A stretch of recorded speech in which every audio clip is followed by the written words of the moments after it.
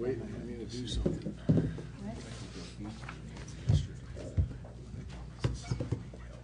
Okay, welcome everybody. Let's call this meeting to order.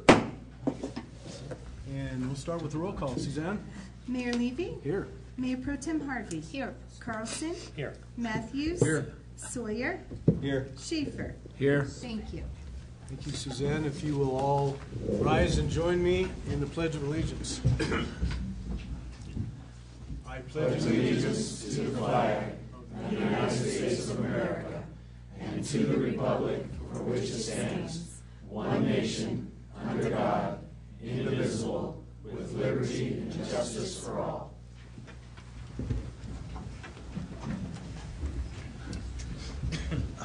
Okay, we have a full agenda tonight. Should be fun, and we're going to start with Mr. Buttery. Thank you, Mayor. Immediately, I would like to turn it over to Sally.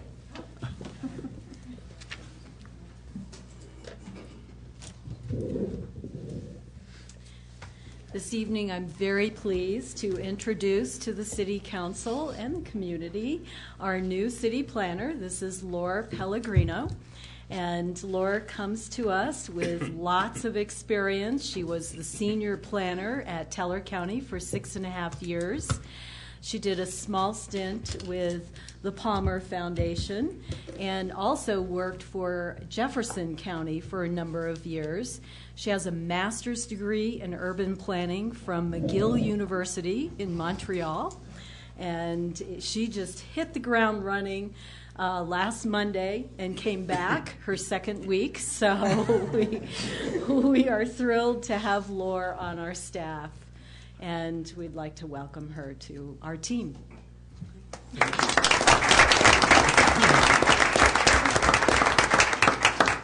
Thank you, Laura. Sally, if you would stay at the podium right quick, please. I'm not sure who's smiling more, Sally or Laura. I think perhaps it's Sally. 30 years and 1 day ago, a young PE teacher and her computer geek husband moved from Plano, Texas to Woodland Park because they wanted to live in a community and work in a community where they felt they could make a difference.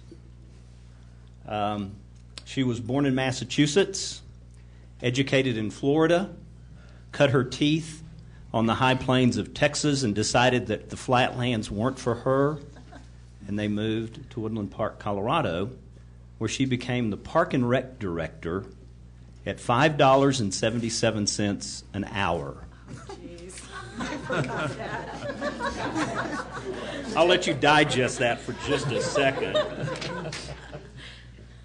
In 1989, Meadowood Sports Complex started with the dream of this young lady, with a little bit of grant money, an energetic staff, and a supporting community. And now I want you to think about what Meadowood Sports Complex looks like today. It's a world-class place started by this young lady. In 1979, she became the Cultural Center director. She did that for a couple of years, and the city manager at that time recognized that she had other things in her future and offered her the job of city planner. One of the things that most of us have learned about Sally over the years is that she's a lifelong learner. She never met a challenge she didn't like, and that she didn't attack aggressively. So she became the city planner, and in the 3-year time frame that it took her to become certified, she did. She became certified as a planner. In August of 2007, I asked her to be the planning director. You may remember Joe Napoleon was the planning director, and Joe slid over to be the head of the DDA and the chair of the executive director of the DDA. As was Sally's bent, she accepted that challenge full on and served for several years as the planning director. In November of 2013, actually it was in August or so of 2013, we were surprised that we were no longer going to receive our building department support from Teller County, and I asked Sally to take on that chore of determining what was going to be the best approach for the city of Woodland Park to provide building department services for the city of Woodland Park.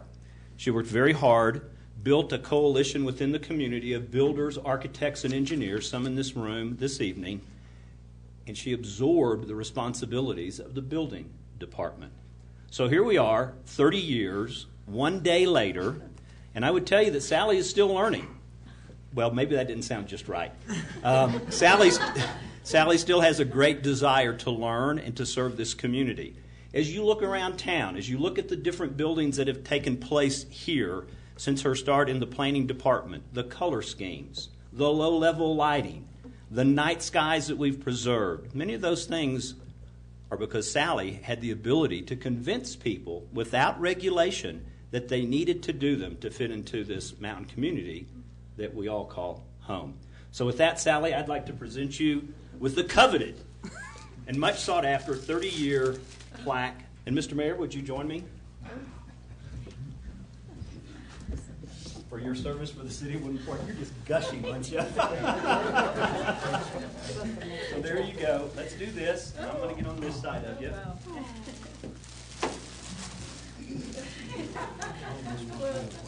Just all of it. Oh, Sally, come on.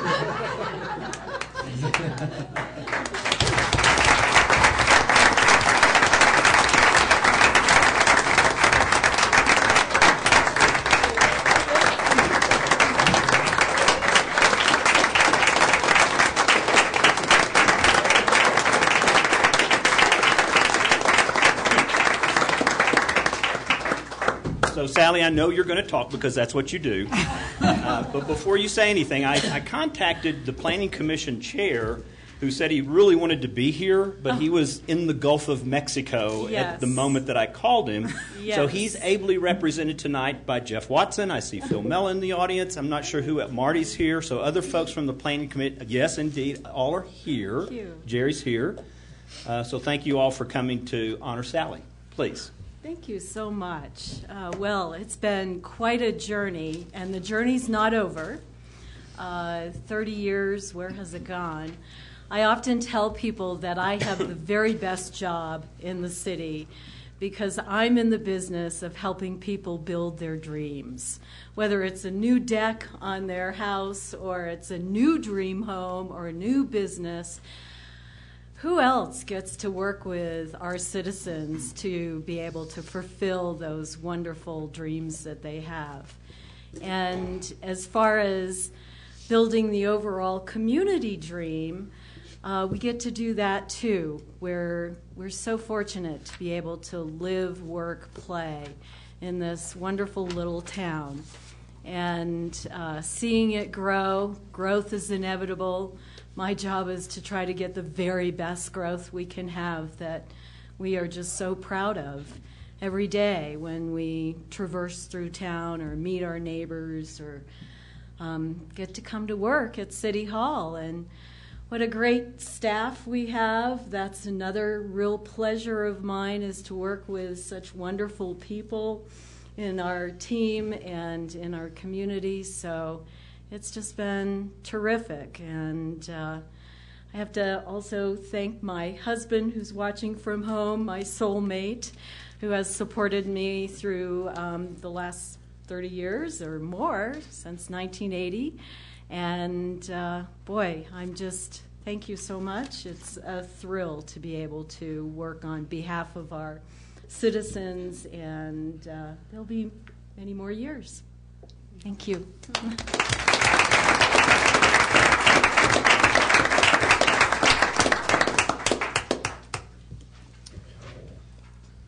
Thank you very much, Sally. Thank you, David. And we will move on. We're at 4A right now, presentation of the Young Ambassadors Award, and is Jan Wilson with us? Renee, are you going to do it this Renee. evening? Thank you. Renee Bunting.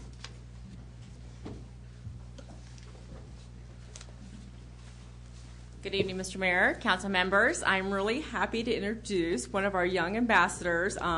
Abby Woods could not make it tonight, but Max Inger from Woodland Park High School is here tonight. And I'm going to let Max come up and tell you a little bit about himself and also the project that he's working on for Keep Woodland Park Beautiful. Thank you. Hi, so I'm Max Enger. I know some of you, and I'm a senior at Woodland Park High School. I'm also the executive treasurer for the high school, so I manage all the funds and all the dances.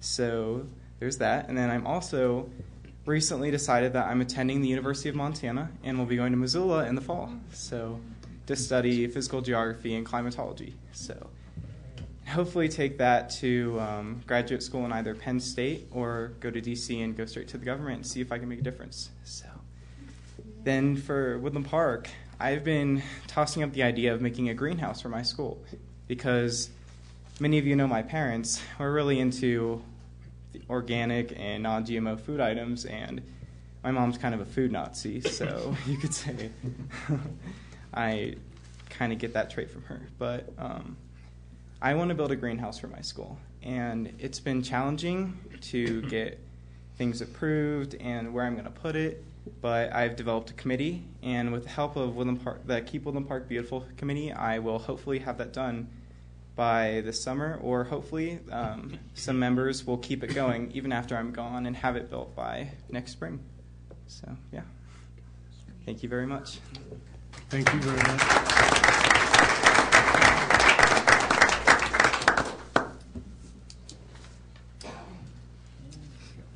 Okay, we will move on to item 4B. And David, you want to start for us? Aaron, would you like to start? I'll be happy to do that, Mr. Mayor, but I just noticed that perhaps an adjustment to the agenda is in order. One of the things that we wanted to do tonight was to appoint the deputy municipal judge.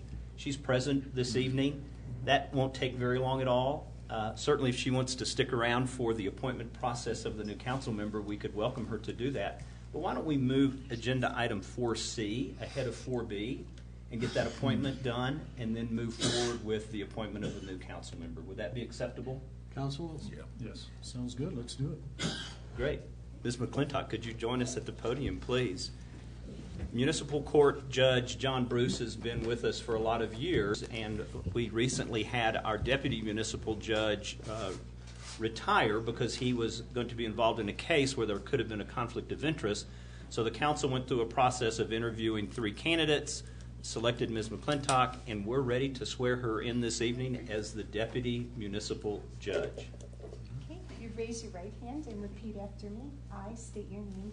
I, Elizabeth McClintock, Do solemnly swear do solemnly swear that I will support the Constitution of the United States that I will support the Constitution of the United States and of the state of Colorado, and of the state of Colorado, the charter and ordinances the charter and ordinances of the city of Woodland Park, of the city of Woodland Park, and that I will faithfully perform and that I will faithfully perform the duties of deputy municipal judge the duties of deputy municipal judge upon which I'm about to enter.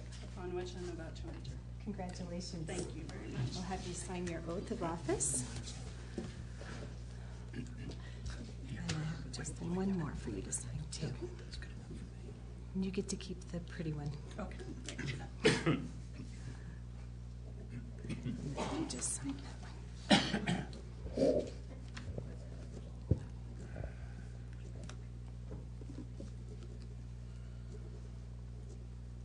My name's too long. So, Thank you. thank you very much.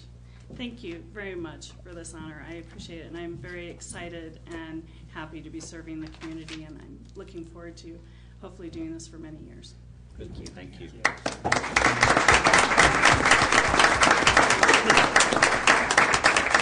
Thank you, Elizabeth. And I mentioned this in the interview process. I've known Elizabeth and her family for quite some time, being involved with her son in baseball. And we were all thrilled, and we were just absolutely thrilled at the way she presented herself and the way that she will represent Woodland Park for years to come. So thank you very, very much, Elizabeth. We're looking forward to working with you. So am I. Thank you very You much. bet. Okay, shall we go back? Yes, sir. Thank you very much for allowing us to switch that agenda order.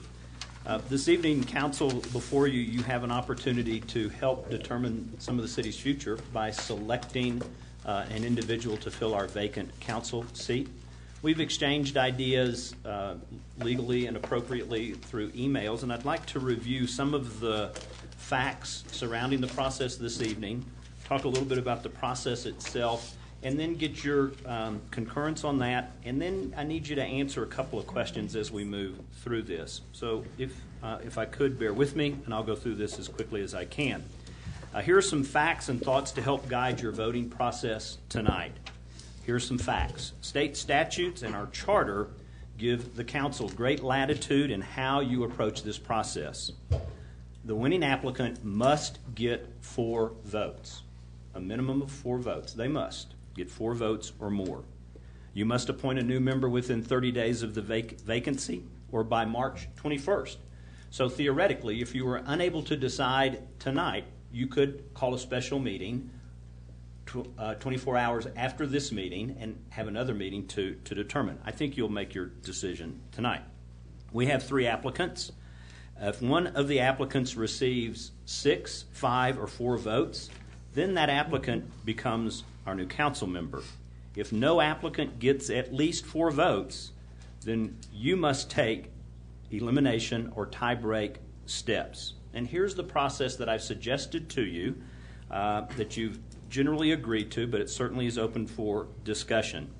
You will interview the applicants individually in the order that we receive their application. So that will be Mella, Sinclair, and then Pasley. While one is being interviewed, the other 2 will be sequestered.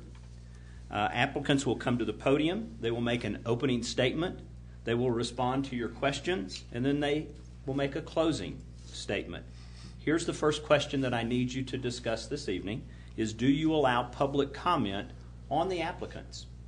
The charter and the state statutes give you the flexibility to decide that issue. So I'll ask you to contemplate that. It's truly up to you by consensus to allow public comment supporting a particular applicant or not supporting a particular applicant. And if you choose to do that, when do you do that?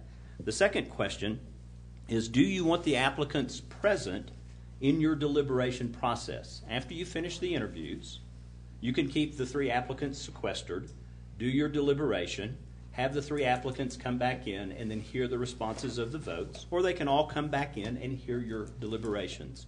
Those are the 2 questions that I need you to ponder, and we'll answer those before we begin. You have opted to use written paper ballots, which means we will distribute to you a piece of paper with your name on it. You will vote your choice. We will collect those and then read those, both your name and your choice's name, into the record. A written paper ballot. That's not a secret ballot. It's a written paper ballot. Remember that if one of the applicants receives 6, 5, or 4 votes, then that applicant is our new council member, and we're done with the process this evening. If that's not the case, then remember you have to move to a process of elimination or tie break. And here's my thoughts on this. If the vote is 3-2 to 1, then the person who received the single vote would be eliminated and a new vote is taken. If the new vote is 4-2, then the person receiving 4 votes becomes our new council members. If the revote is a 3-3 tie, then my suggestion is that you re-interview the applicants and vote again. If this vote results in a tie, and this is a change from what I discussed with you previously, I encourage you to re-interview.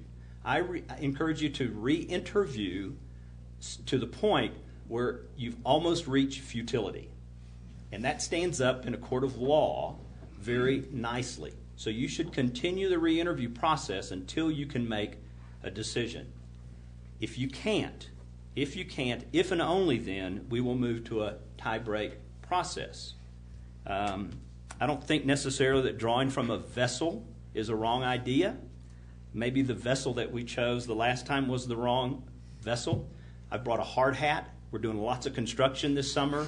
I think a hard hat is significantly better than what we had before. If the first round of voting results in a 2-2-2 tie, then I suggest to break that tie that you can do one of 2 things. You can re-interview and vote again, or we can ask you to re-vote and you can select your first choice and your second choice. If that breaks the tie, then we'll move forward. If it gets us to a place where we have 2 applicants left, then you can do the process I just mentioned. Revote on those 2. If it's a 4-2 vote, 4 wins. If it's a 3-3, then we go through that whole tie-breaking re-interview process. Those are my suggestions to you. I've got 2 questions in front of you. The first is, first of all, with the general flow, the general concept, do I have council's consensus that that's your desire on how to proceed this evening? Yes. Okay. Then, as to the issue of allowing public comment for applicants, I'll ask you to discuss that and provide your guidance so we know how to handle that. John, would you like to start? Well, let me offer you a couple of comments then. From the perspective, and let me just use my case, for example. I don't know 2 of the candidates well at all. It might be helpful to have someone from the audience discuss, make an endorsement or recommendation. I would also suggest, if we're going to do that, that the time be limited to how long they can talk about an individual applicant. So I'm in favor of it from that perspective. Mr. Sawyer, I saw you shaking your head. What are your thoughts? You don't go to a job interview and have your whole family members come up to the podium and hurrah you for a job. So the candidates need to stand on their own. I agree. I think it's up to the council to make the decision on what's presented and what we've been given for those people for this position and what we know for this position. So I would stick with that. That's how we've always done it the times I've been involved, and I would just as soon stay with that. Well, I'll just throw this in and let everybody else comment. When we picked the mayor the last time, opposite to what you said, Ken, that the audience was able to comment. And so there were a number of people that spoke on behalf of all of us. And I thought that was, personally, I thought that was good information to what John said. And whether I know the people or not, and I'm a little bit like John in that I know 1 or 2 better than all 3, for me, the most information I can get, the best information I can get, helps me make the best decision. So that's why I would lean towards letting public opinion rest today, and with certainly some time limit. Help me understand what the downside of having somebody come and speak for somebody is. How does that hurt the process? Well, you could have 10 people come up and speak for one person. That's going to take a lot of time. This is a job interview, so I know when I've interviewed for jobs, I don't have my friends come with me. I don't have my family members come with me. So Go ahead. We interviewed the deputy municipal judge. There was nobody else coming in and helping there also. I just think we should the merits of the individual candidate. Bob? Are all 3 of our candidates, do they have somebody that's here this evening that's willing to speak on their behalf? Well, we'll find that out afterwards. Okay, because if there was nobody here, it becomes a moot question.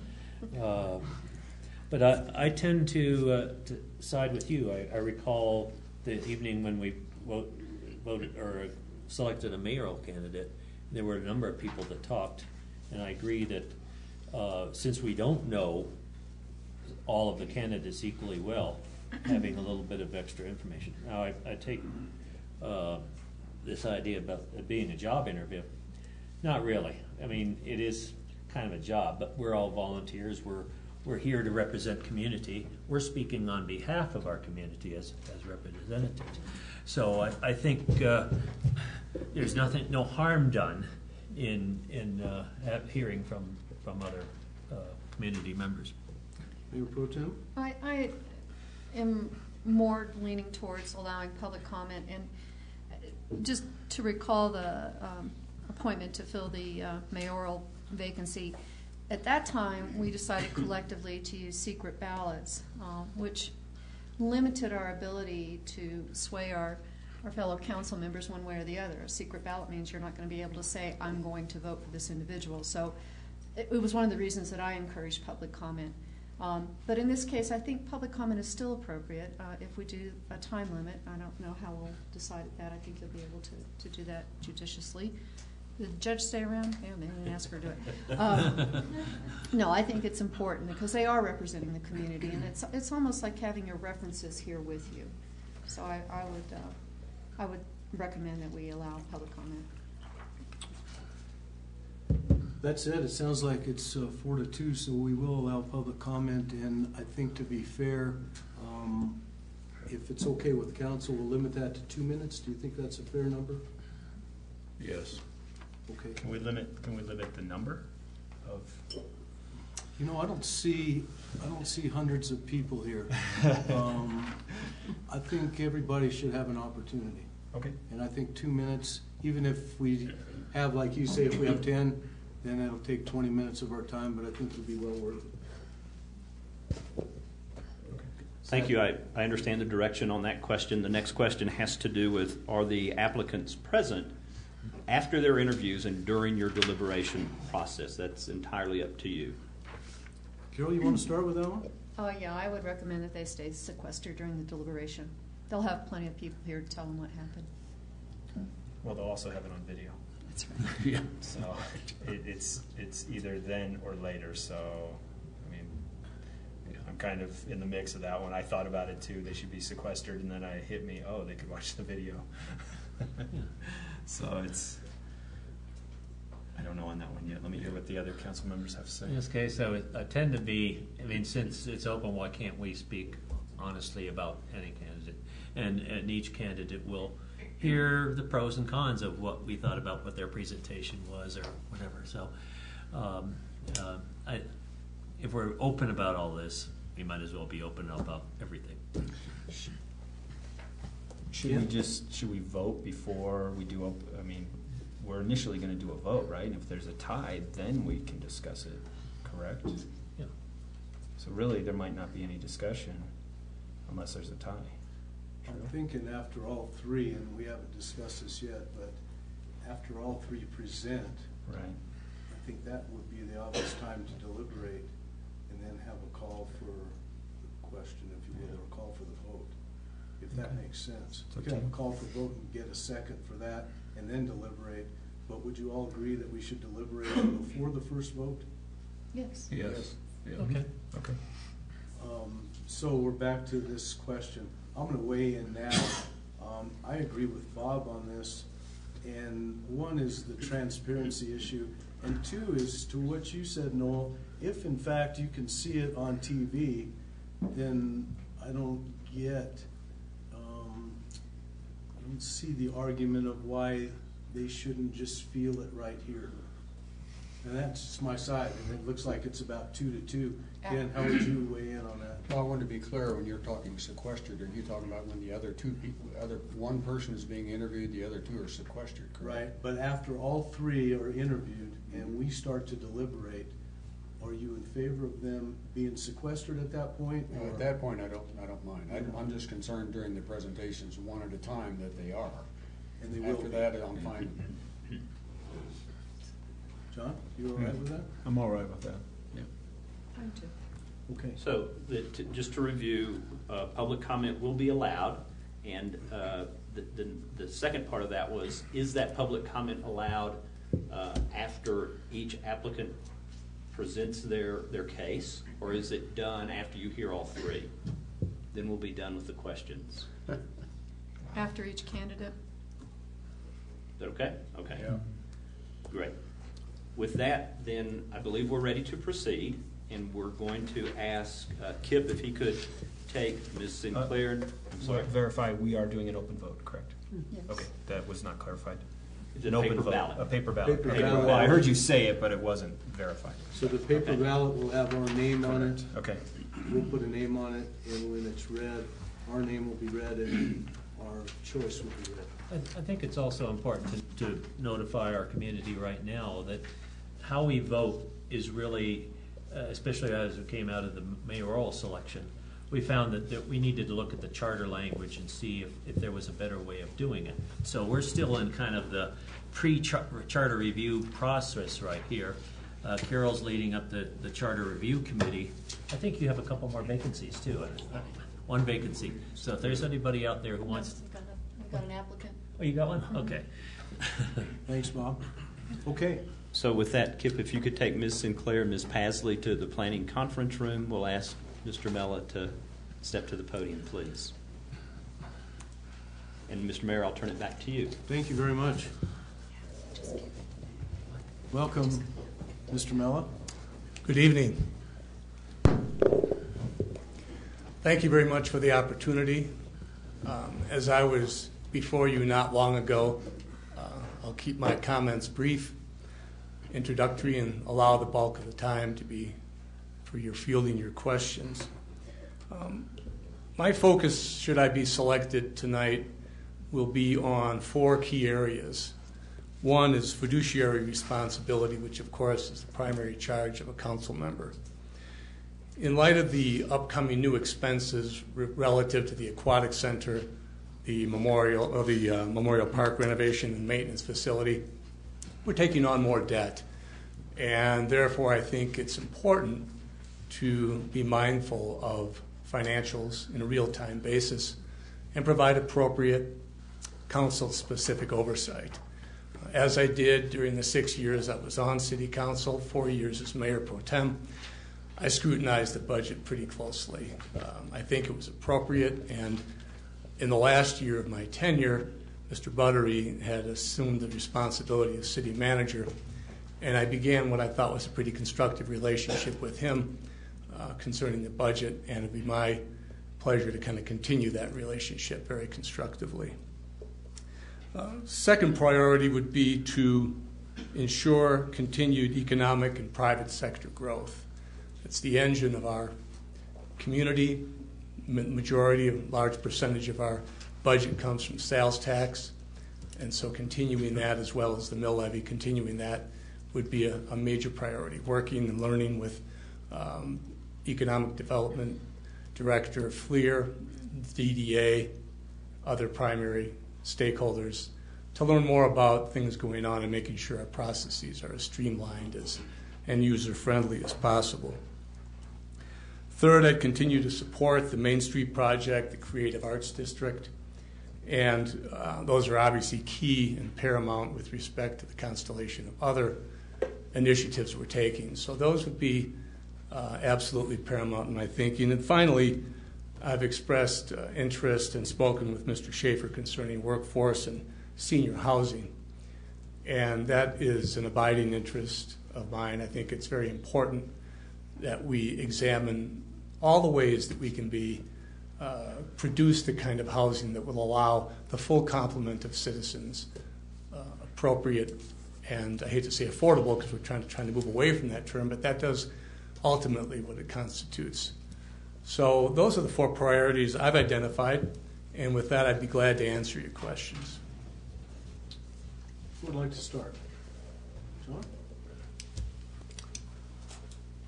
Phil, I was encouraged to hear you say a couple of things, not the least of which had to do with affordable housing, of course.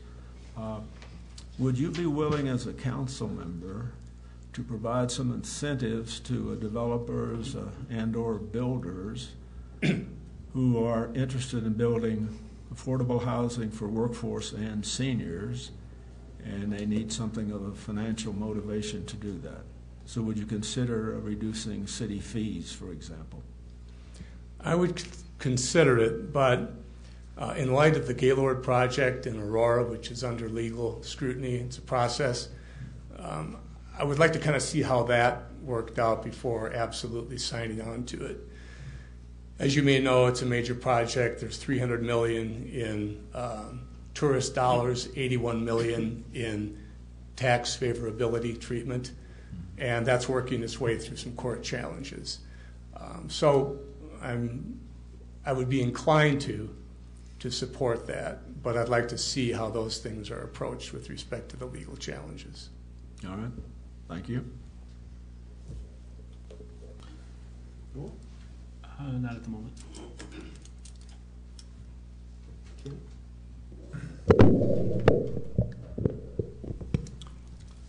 Phil, I respect you stepping back up to the podium and maybe to this bench again after your years of service before. What brings you back? I mean, obviously it is somewhat of a volunteer job, but we are elected and we have a responsibility to this community. And you've been through that both in Planning Commission and Council. What, at this stage, after being through that several times, what brings you back here in front of us tonight? Certainly. I've enjoyed the year I've been on the Planning Commission and have learned a lot. And if I could wave a wand, I wish I'd had that experience before the 6 years that I was on council, because the two are intimately dovetailed. And as you know, Ken, you were on council first, or Planning Commission first. So having learned that and had the benefit of that year experience, I would like to look at this opportunity as the next step. Things are different than when I was on council, 2002 to 2008. A lot of exciting things are just coming to fruition. So it would be my privilege to be associated with that and to help steward those through. Okay, thank you.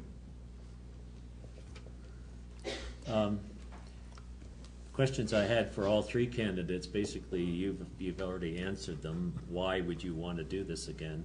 What were your priorities, and what positions have you held before, as part of your community involvement, whether it was Planning Commission or some other city body, advisory board or whatever, or a nonprofit or area. The only part I haven't heard was, in fact, your nonprofit area. Sure. You've been very involved in the city's committees and council and mayor pro tem. So I was wondering what are some of your other interests too? Certainly. I was on the, not necessarily board, nonprofit, but I was on the original board of trustees for the Pikes Peak Regional Hospital. I was on the board of directors for Help the Needy for several years. I was on the finance committee of our parish, St. Mary's Cathedral, downtown Colorado Springs. And so those are the primary nonprofit. Thank you. Phil, it goes back to one of the questions that John asked about your feelings on incentivizing developers. That is one of the issues that we're going to address in the charter review. As you know, it's now prohibited by charter, although right. There are some exceptions with the use of the DDA. How would you feel about a ballot initiative that would, in fact, eliminate that current article that prohibits us from incentivizing developers? I would be inclined, without knowing the outcome of some of these legal issues I've mentioned, I'd be inclined to support it. The preponderance of municipalities, both in Colorado and elsewhere, offer incentives. My concern is about the process and making sure that it met the legal standards and was not challengeable and didn't open any exposure for us. Thanks. Thanks, Bill. I got more of a big picture kind of question for you. Give me your sense, looking forward 10, 20 years for Woodland Park. What do you see? Well, I see continued growth at a modest rate of probably just under 3%. Obviously, we have limits of water. So the build-out, when I was on council, which was a 20-year plan, looked at a build-out of between 12,500 and 13,000 citizens. Economically is probably the largest component of this. We're seeing large development happening through the efforts of the DDA as well as yours.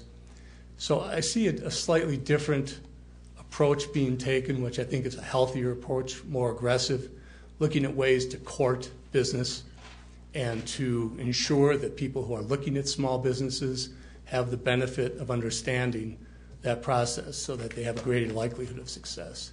So in that regard, I think there's great opportunities to see the business component, the private sector, fleshed out deeply, the Main Street becoming a key component of attracting Woodland Park as a destination. And it really is going to be the biggest challenge, I think, making it pedestrian friendly, ensuring that people come up with families, spend a day, spend money. And so economic vibrancy, I think, is probably the largest change you'll see in the upcoming decade or two. Yeah, we all hope so, for sure. Yeah, go ahead, John. Looking back to 2008 and what's often called the Great Recession, we lost a lot of the middle class here. And so if a company is to be attracted to Woodland Park, don't we need a labor pool that will be able to supply their needs for workers or employees? How would you address this problem? I think a key component would be the workforce housing initiatives that you and others have championed. If you don't have a place to live that's reasonable, you won't be able to participate in those businesses. So I think that's a key component. Other than that, having good leaders in positions of economic development, the DDA, to encourage businesses and make the case that we have appropriate workforce. But again, there's a kind of chicken and egg in this situation where you do need to have the infrastructure appropriate to encourage it and make it real. Well, let me go to another linked population segment then. We're in the midst of a senior population explosion now.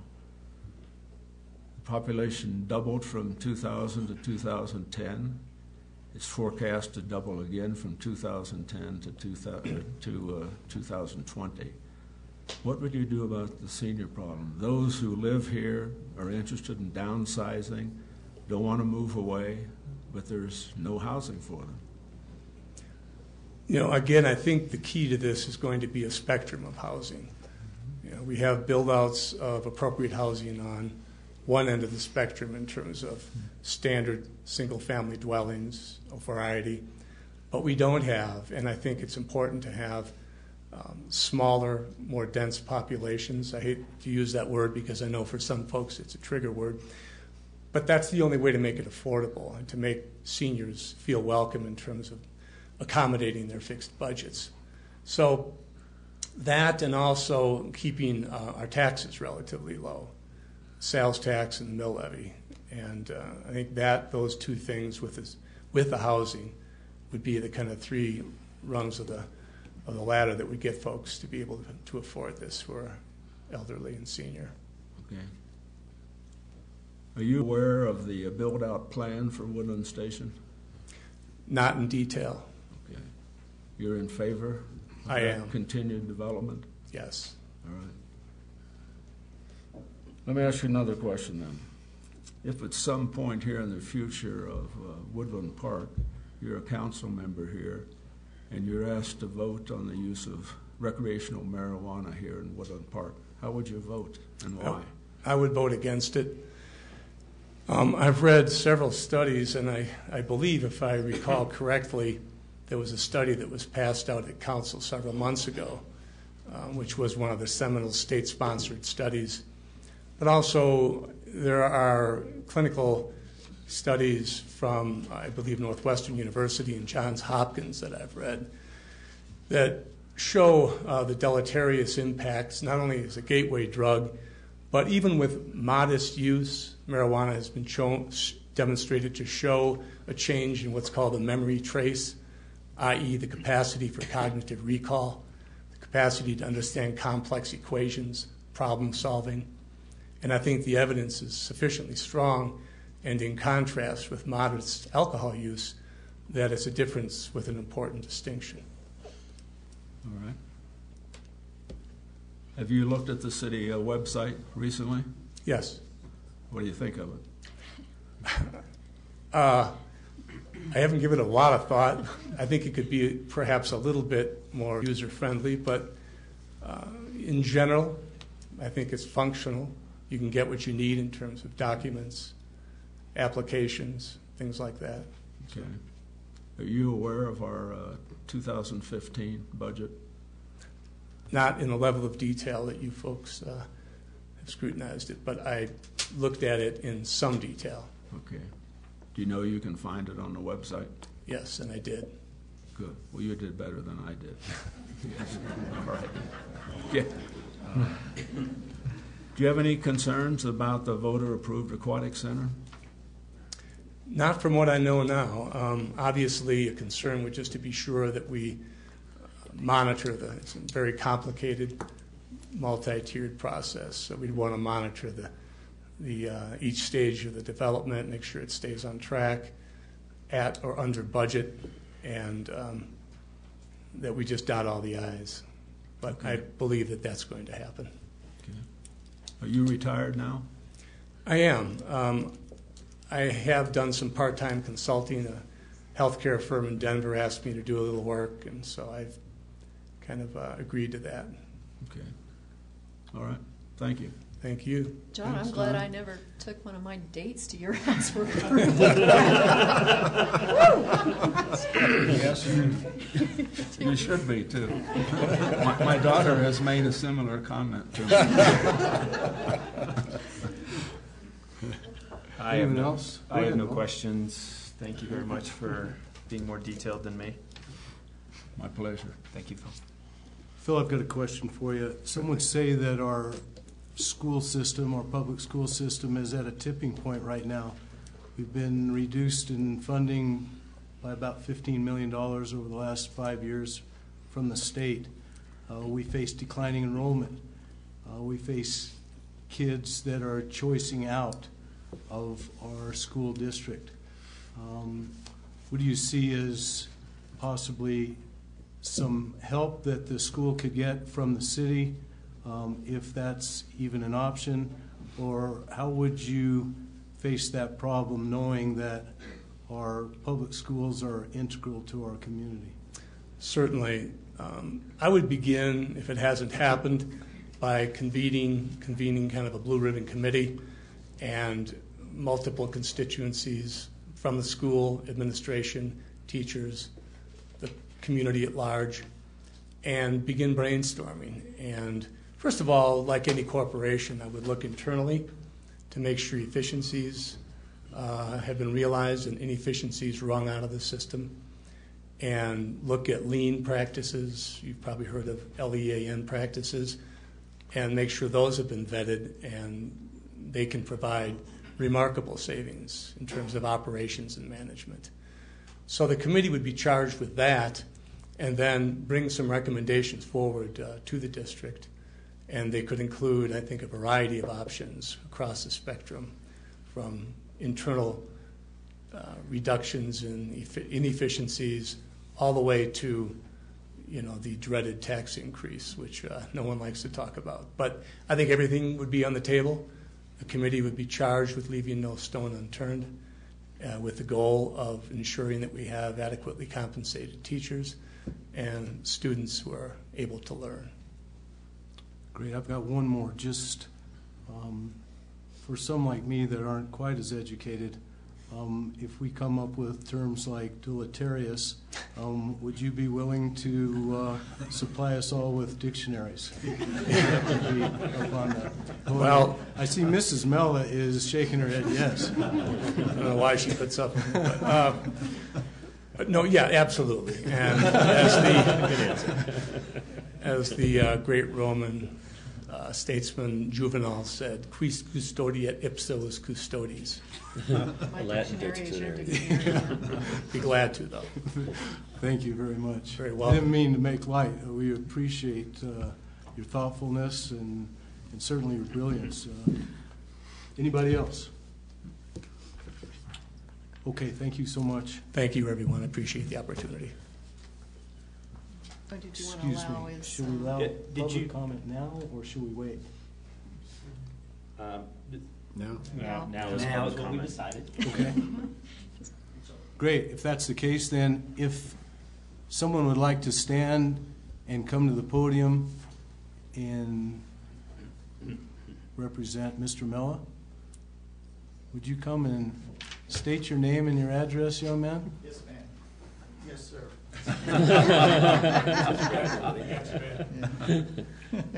Jeff Baldwin, 1905 Valley View Drive.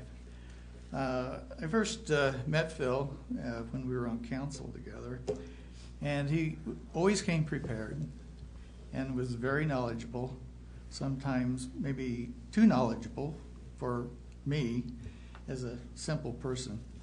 But his vocabulary is, as we were discussing, is second to none. So I've written down a few things here, and I didn't know I was going to speak tonight. Phil is on many boards. He, besides having been on council, he's presently on the Planning Commission, and he was on the Hospital Board of Trustees, and Keep America Beautiful, is that right? Okay. And presently he's on the library board. My wife is president of the library board, Jean, and so she's from the she's on the foundation, I'm sorry. So he comes well prepared.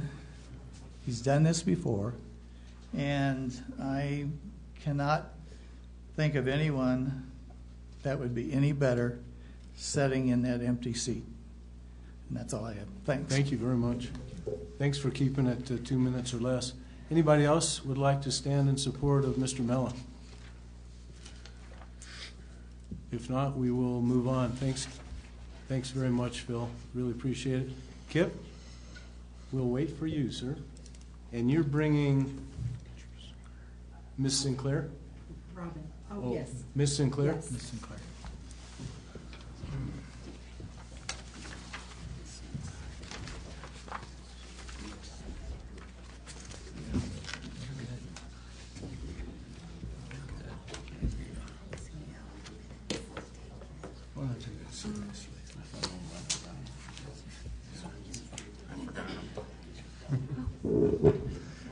You must have been a lot taller than me.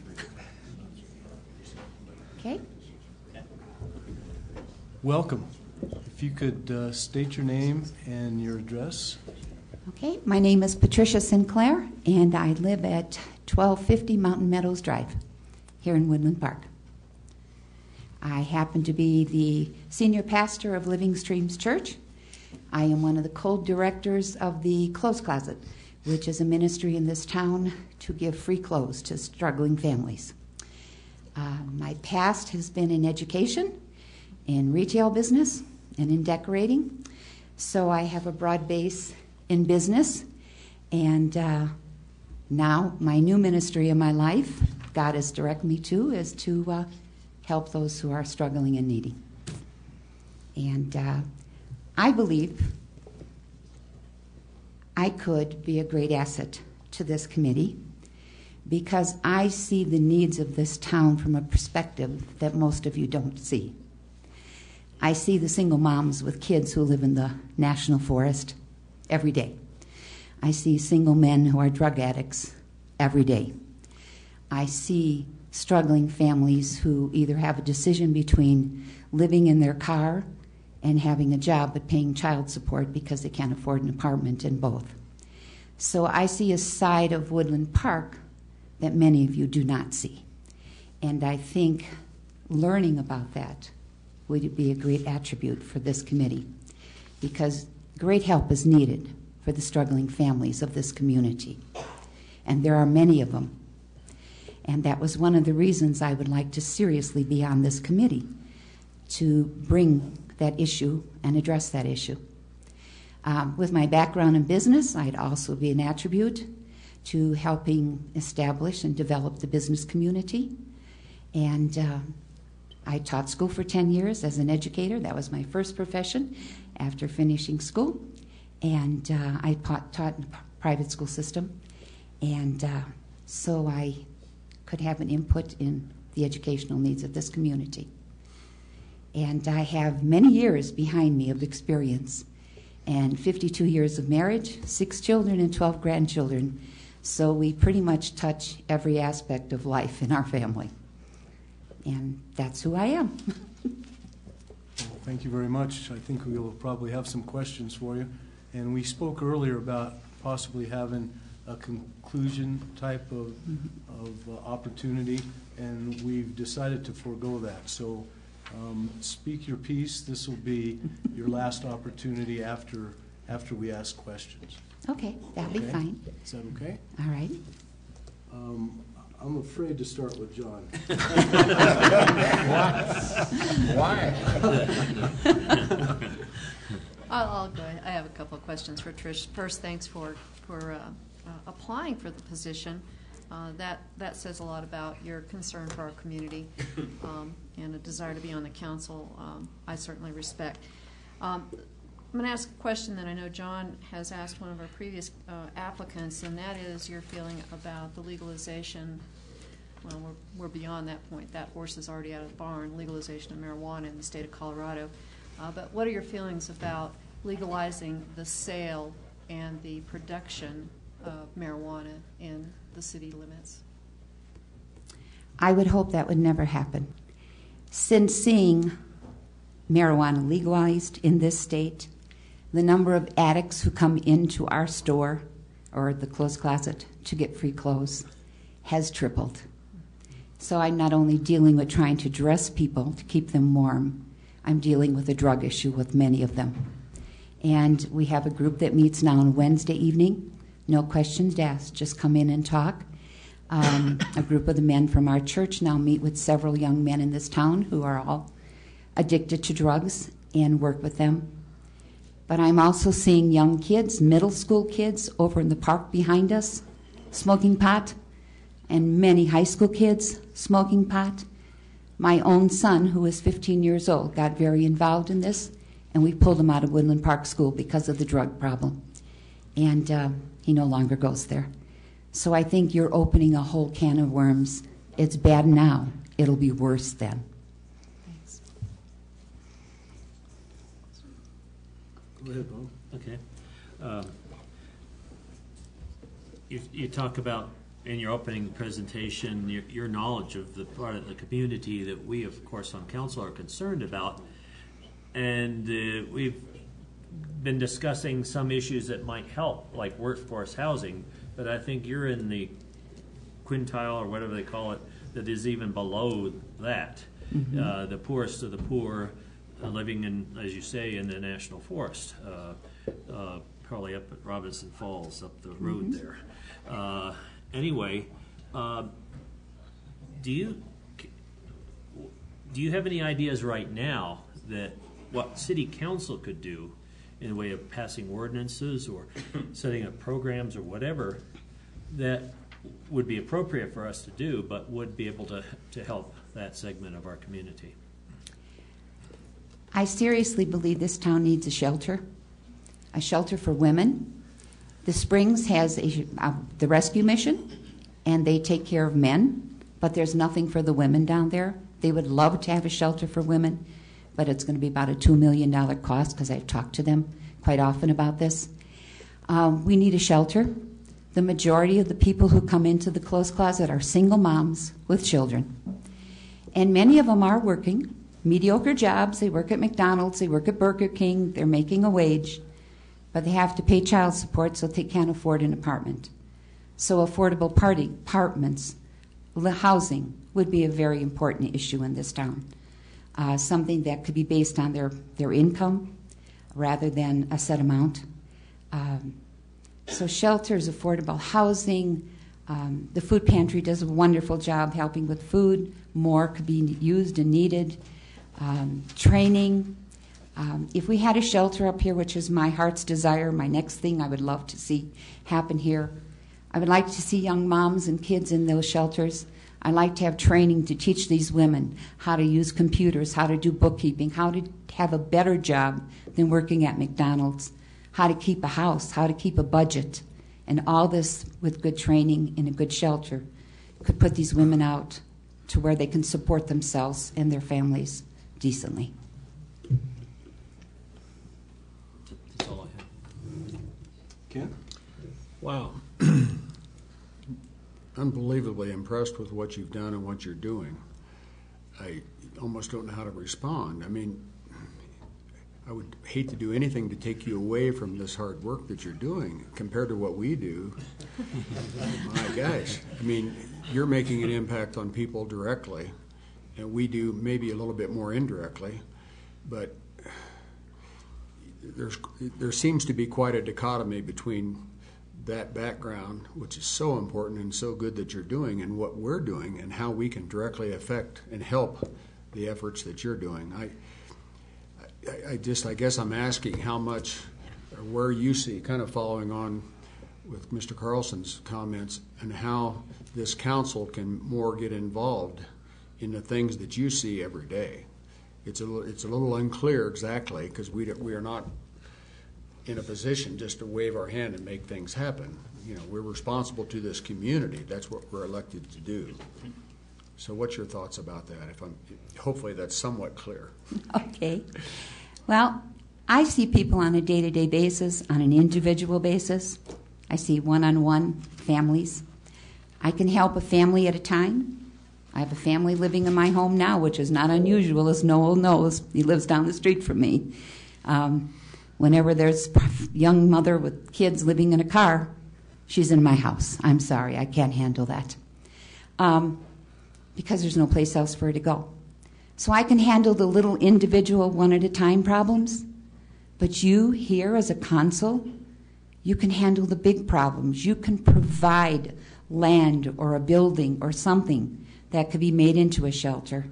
You can see the big picture and provide the big help that I can't, because we don't have the funds to do that. And so the overall picture, I feel that you can do more than I do on a day-to-day basis. Thank you. Hi, Trish. How are you? Fine, Noel. If you were to pass a law to help in what we're talking about right now, what would that be? I think the first one would be to allow affordable housing in this town. And affordable housing doesn't always meet all the codes of a specific town, because sometimes we have to put lots of people in small spaces to make it work. So I think maybe if we tried to come up with some type of affordable housing, we may have to compromise on some of the logistics and some of the laws in this town to make it work. And that's one area I've been looking at and trying to come up with something. Okay. And you can do it much easier than I can. I don't think so. I'm going to actually. Well, I have great confidence in you, gentlemen and lady. By way of disclosure, Trish and her husband Bill were neighbors of ours for a while, a few years ago. Time flies. I'd like to talk to you for a moment about another issue that we're facing, and that has to do with the growth in the senior population. I mean, you're seeing families and you're seeing kids and you're working, as you said, one-on-one. We have a lot of seniors here. Population has doubled. It's doubling again by 2020, and we'll actually have as many seniors, almost as many seniors as we have people in Woodland Park today. What would you do about the senior population, particularly those folks who want to stay here, want to live here, and there are absolutely no place for them to go? I think that's where the affordable housing would also help. If we had housing where seniors can afford to live in, that would be a big help. Now, I know when Bill and I came here 5 years ago looking for property, it was very difficult because we were both retired at the time. It was very difficult for us to find a house that would fit within the income that we were generating. And we eventually did. And we have another home now that was even less expensive than the one out by you. Fortunately, a doctor came and offered to buy it without us even listing it. And so that was a great help. And I think, again, affordable housing is a key here, even for helping the seniors. Okay. Another question then. Are you associated in any way with Womack Industries or Charis Bible College? I graduated from Bible College, Charis Bible College, and so did my husband, Bill. Okay. That's the only association? That's the only association we have with them. Okay. We're both graduates. Since we are, maybe as you put it, big picture folks, are you in favor of growth here in Woodland Park? Yes, I am. But growth needs to be controlled, because if you let it get out of hand, then the town goes to hell in a handbasket, if you want me to tell you that. I've lived in towns that grew way, way too quickly, and it created more problems than it did help. So I think growth in any city has to be monitored and controlled. And that's the responsibility of a planning committee. Okay, and also city council? Yes. Yeah. Are you aware of the Woodland Station development project? Yes, I am. In favor of it? Yes, I am. Okay. Let's see what else I have.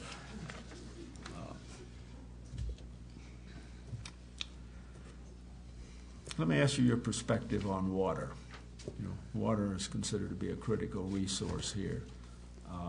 Not that you're an expert on it now by any means, nor am I, even though I'm a member of the Utilities Advisory Committee. And you've heard some build-out numbers. Are you in favor of acquiring all the water we can? Are you in favor of a storage reservoir, for example? And if you don't feel equipped to answer, just don't. I wouldn't, John. I have no idea. Okay. Have you looked at the city website? Yes, I have. What do you think of it? I think it's very laid out very nicely. I'm not a webmaster. I don't know, but the information I want to find, I always am able to find on the website. So you haven't gone there and not been able to find what you were looking for? No, not. Okay. All right. And maybe because I was going to look for something specific that I knew was there, Okay. but I've never had a problem. Okay. And I want to say to you personally, I applaud your effort to restart the clothes closet. You know, we had one, but it fell into inactivity. And so I'm happy that you started it up. And how long ago was that?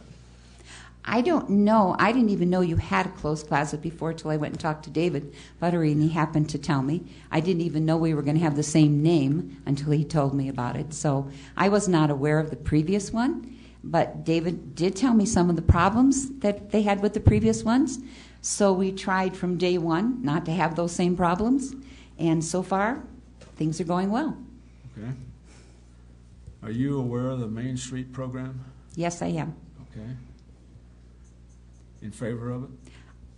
I'm not going to say, John, because I don't know all the details both ways. I hear the business people around me when I'm just outside sometimes on a nice day chit-chatting, and I hear negatives, I hear positives.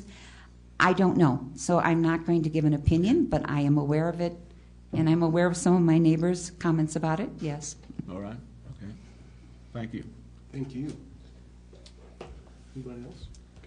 Well, I guess I have a follow-up because one of probably the unaddressed issues of housing, I mean, you've got the spectrum from families living in tents in the woods, okay? Then you've got three or so trailer parks in our town, and it kind of works its way up there. Now, you said being lenient in codes and things like that. I think that is something the city is doing. But by saying, okay, people have got to live in substandard housing that, is really not suitable for human habitation, maybe in some cases. I would say that's the problem with most of the trailer parks in this town. But if we were to go in and say, okay, we're going to replace these trailers and we're going to put in new affordable units, where do the people go in the meantime while you're doing the construction? It would have to be done in small particles, possibly one trailer park at a time, one area at a time. Maybe you start in an area that doesn't have a trailer park and start right there, and then you can move the people from those into that area when it's completed, and then you open up an area that you can work with. But the trailer parks in this town are dumps, and I'm sorry, the people who own them are trash landlords. I know, because many of the people come in. And the city, it can't do much about them because they're not on city property, most of them. And we have people with no water, no sewerage. It's horrible. It's horrible, the problems in those places. And the county won't address them. We've reported things to the county, and they do nothing about it. And one lady told me on the phone, nowhere in Colorado statute does it say people have to have water in their home. And I felt like saying to you, how'd you like to live without water? but I didn't. I was nice and just hung up. Because a number of years ago, when they were thinking of Lowe's moving in down near where Walmart was, and that fell through, but they did have real estate companies go in and talk to individuals in each of those homes. And from what I heard from that was that it doesn't meet what we can think of the mix. A lot of people are retired there, and they have certain retirement. There's really no options for them. Mm-hmm. Not a lot of people were on drugs. Now, this is 4 or 5 years ago, so demographics change and stuff. But it is an issue that I think we need to address sometime. And certainly, whether or not we're going to enforce codes so they do have water, and I think some of those are on our property in city boundaries. Mm-hmm. So certainly, that is something that this council needs to address. Thank you. You're welcome. John? Yeah, follow up. If you were to become a member of this council, would you be in favor of giving developers or builders incentives, perhaps in reduced city fees, to build truly affordable housing for workforce, seniors, and those folks you're dealing with that are called extremely low income or very low income folks? Yes, I would. You would support that initiative? Yes, I would. All right. Thank you. Ms. Sinclair, I admire your passion. I'm guessing everybody in this room joins me in that admiration. My question are twofold. One,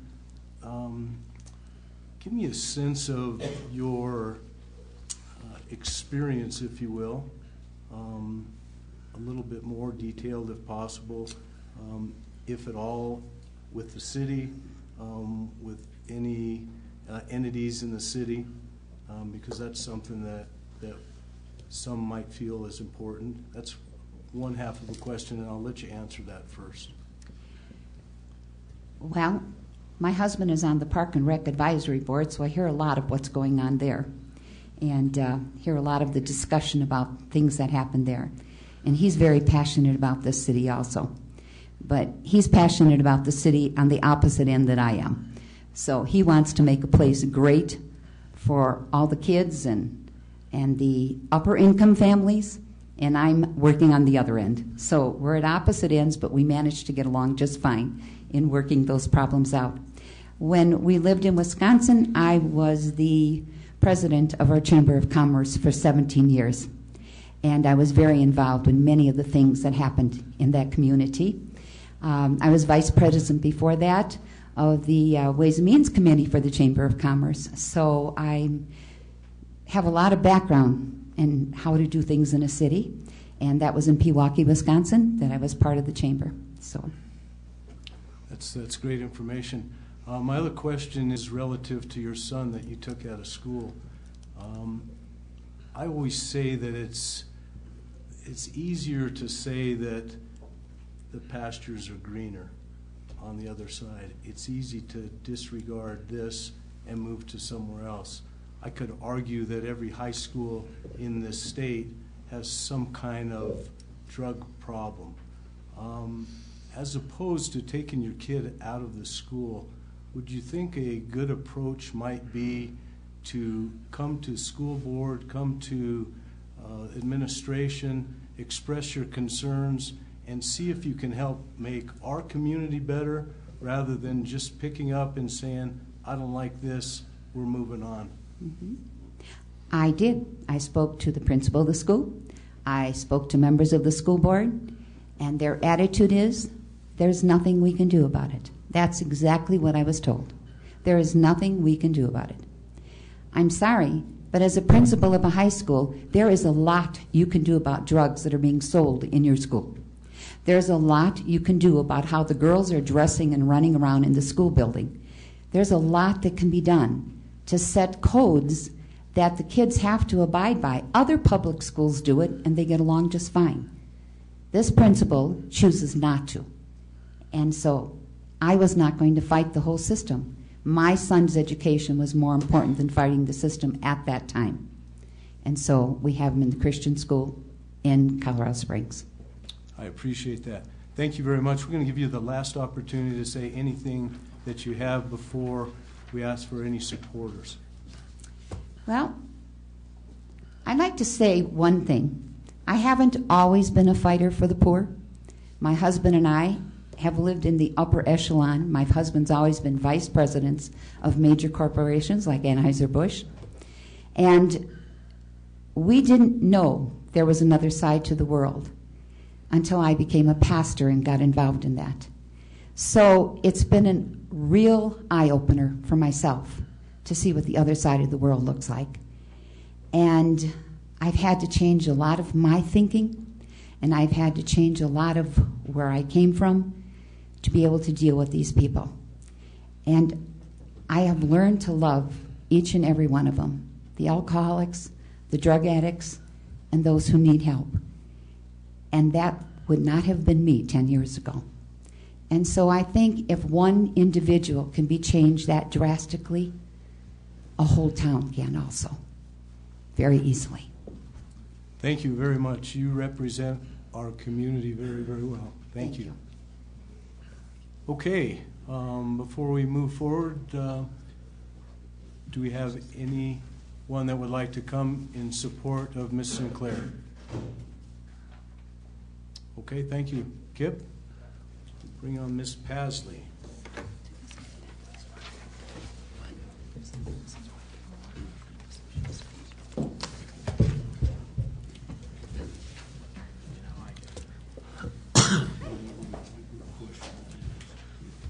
Good evening. How are you, Robin? Good evening. I'm good. If you'll give us your name and address and your opening comments. Thanks. Thank you. My name is Robin Pasley. I live at 301 West Gunnison Avenue here in Woodland Park. First of all, I want to say thanks to you guys, to the council. After looking over this lovely stack that was in our packet and realizing that you do this every 2 weeks and you don't get paid for it. So I just want to say thanks for what you do to serve our city. I grew up in a big city and never dreamed I'd live in a small town and never dreamed I would just fall in love with that town. But that's what happened to me. We moved here in 2004, and slowly over time, I've just really fallen in love with Woodland Park. And that's what makes me want to serve the city and the people. I think that when you love, you naturally serve. That's why we take care of our parents as they age and our children, because we love them and we serve them without payment, right? So that's really what has drawn my heart to this city and to serve it in different ways that I already have. I worked this last summer, actually starting in February of last year, through the summer on the USA Pro Challenge race. And I worked with the VIP section that was there. I designed the monument that was going to be set up in our town forever, I guess. And I also helped put together the concert that was kind of a celebration for the event at the end of that.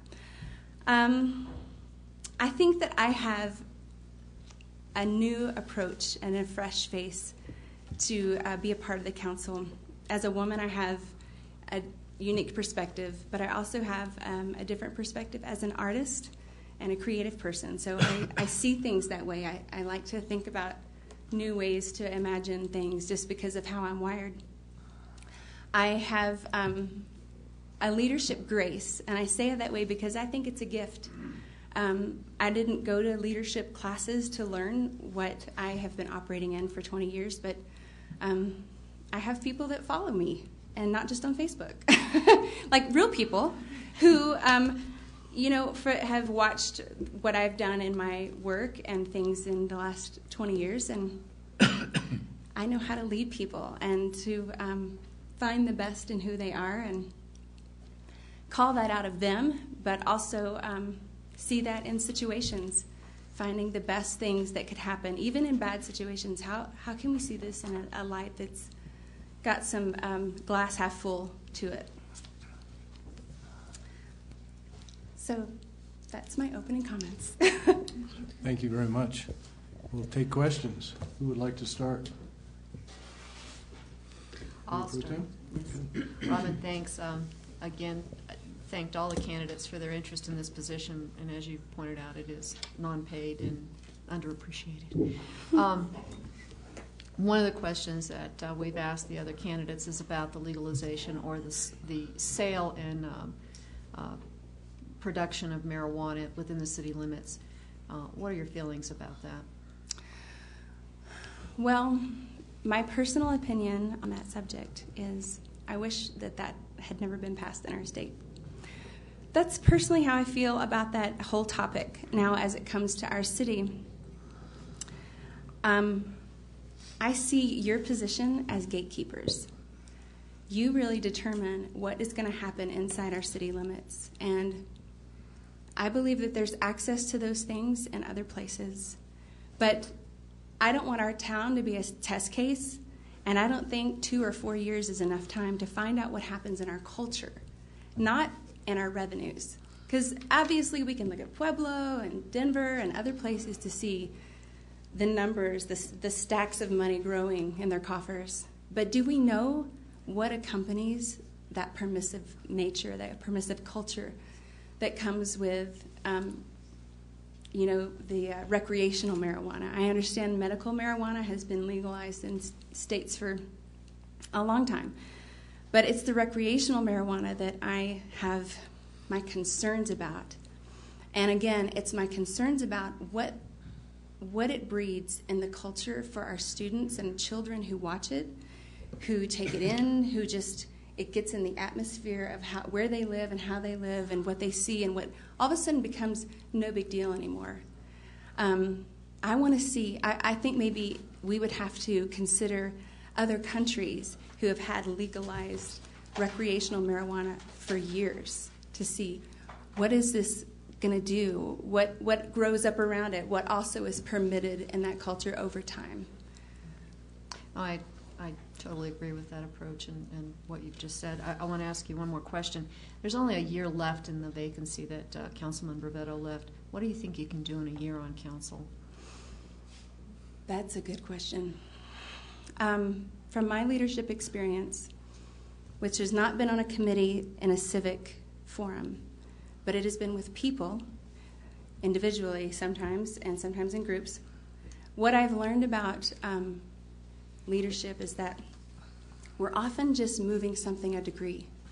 We're not lassoing something and jerking it around the corner, but just moving it a degree.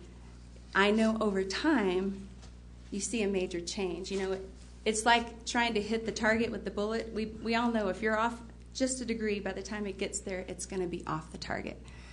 It's the same way in leadership and with people and organizations. If we can just move things a degree, sometimes over time we'll see that a major change occurred. So to answer your question, I'm not sure if we'll see a lot of change. I'm not sure if I can really enact that much change that's visible, but I believe that what little things we can do together in increments and small percentages will make a difference over time. Thanks, Robin. Well, yeah, I noticed you said a lot in your letter or application about your artistic ability. You were on the road for 20 years as a singer, songwriter, and all that. And do you have any hits? You know, I have one hit, actually, but you probably wouldn't know it. Well, maybe you would. Me and my husband are both believers in Jesus, and so our music was worship music, and we did have one song that went #1, and, you know, that, I guess that's something. I have a plaque that says that. I won't ask you the name then. But we do have a lot going in this town creatively. We have the Creative Arts District, for one. And the Main Street program is related to that, too. But what have you done as far as community organizations with your artistic ability? You know, first of all, I want to recognize that Ralph Holloway has been doing an amazing job with the Arts Alliance and all of that. So kudos to him for being a leader in that regard. He and I have conversations now and then. I'm not sure if he could pick me out of a lineup, but I know who he is. And so I haven't actually gotten that involved with what he's doing. I currently, right now, just for the community, I offer a painting class through Parks and Recreation. That's for beginners. It's a social painting class, which means that you can have a glass of wine or a soda and popcorn while you paint. You don't have to know what you're doing either, because that's what I do. I teach, but that's what I'm doing right now in the community. It's specifically in the arts. Okay. One of the more challenging things, I believe, whether you're on planning commission or on council, is the ability to come to these meetings and, as best you can personally, take your personal thoughts out of it and make decisions, as we're told quite frequently, based on what's presented at the meetings. It sounds easier said than done sometimes, but it's very important that we listen to everything that's presented at the meeting, just like we're doing right now. What, in your background, do you think helps you understand that concept, and can you do that? I understand what you're asking, and it is difficult to do. My history as in leadership training and just leading other people, I recognize what it's like to see see the whole situation that they can't because they're in the forest, the forest for the trees thing, and want to help them so badly to make that change that's going to really better their life, but understand that what I see, they have to be able to swallow themselves. It kind of comes back to that percentage thing, being able to back up and see the whole picture and understand that I may have a strong opinion here, but we have to consider all of these things, and it may just be a 1-degree move that we're making here, and not, my interests or my things may want to push and shove, but I understand when you're working with a group of people, you can't push and shove. You have to make your impressions and your inclinations known, but you just don't always get your way.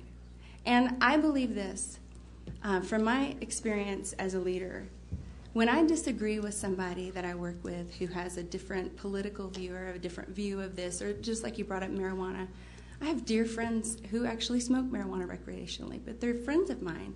I haven't cut them out of my life completely because they do something that I don't think is great for our culture. I just choose to honor people that I work with because those are great people still. They just have a different opinion of that than me. And I think it's a huge thing in leadership, especially leadership like this that's public, where somebody's going to watch this video later and they're going to know what you said here. And I hope what we say in private is honoring one another, and our choices. Because it's so important for the community, I think, as leaders to see that in us, that there's honor between us. And I'm not exactly sure how that related, but I added it. It's fine. Thank you. I don't have any questions for you, Rowan. Okay. They are asking great questions, okay. And you're about to get a whole bunch of questions right here. So. I'm ready, John. So I'll just forewarn you on that one. Does anybody want to hear my questions again? No. Okay. No. If you become a council member, what would your top 3 priorities be aside from getting up to speed quickly? Okay. I think that our city being attractive and invitational to business and developers is really important. And so I would hope to see maybe more of what we've been doing. I've been attending downtown development meetings and getting my feet wet and understanding a little bit more about what's happening there. So that's an important thing to my interests.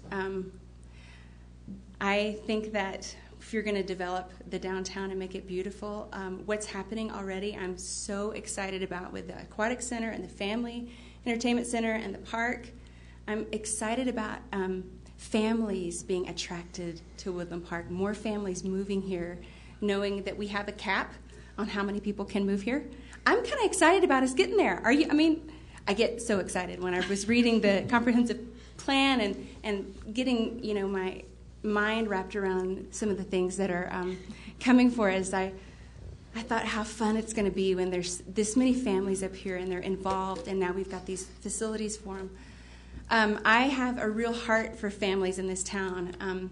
The nonprofit that I've worked with for 20 years, we started, well, because we've lived here for 10, we started looking around and, as I said, falling in love with our town. And as we did, we started thinking, what do we want to see here? And so we were talking about we want to see healthy families. And one of the things we know that helps healthy families is just to have an outlet. So we created an arm of our nonprofit called the Woodland Park Roots Project. And we named it that because we understand that healthy families are the root systems of every community. And so the first outreach that we did for our Roots Project was the Movies Above the Clouds, which really took off last summer. We'll be doing it again this summer. But that's important to me. The students in our culture really blends with that. I'm a part of the Build a Generation Coalition, the Roots Project is. And I just was at the meeting the other day representing the Roots Project and just got so excited seeing all the different organizations in our community that are for healthy families and kids.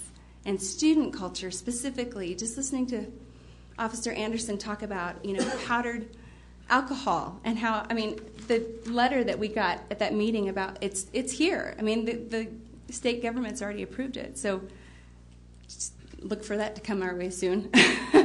But there's so many things that I think are facing our students that when I was talking about the council being gatekeepers, I think it's so important for us to remember that what we allow in this town really affects our student culture, both from children all the way up through our high school students.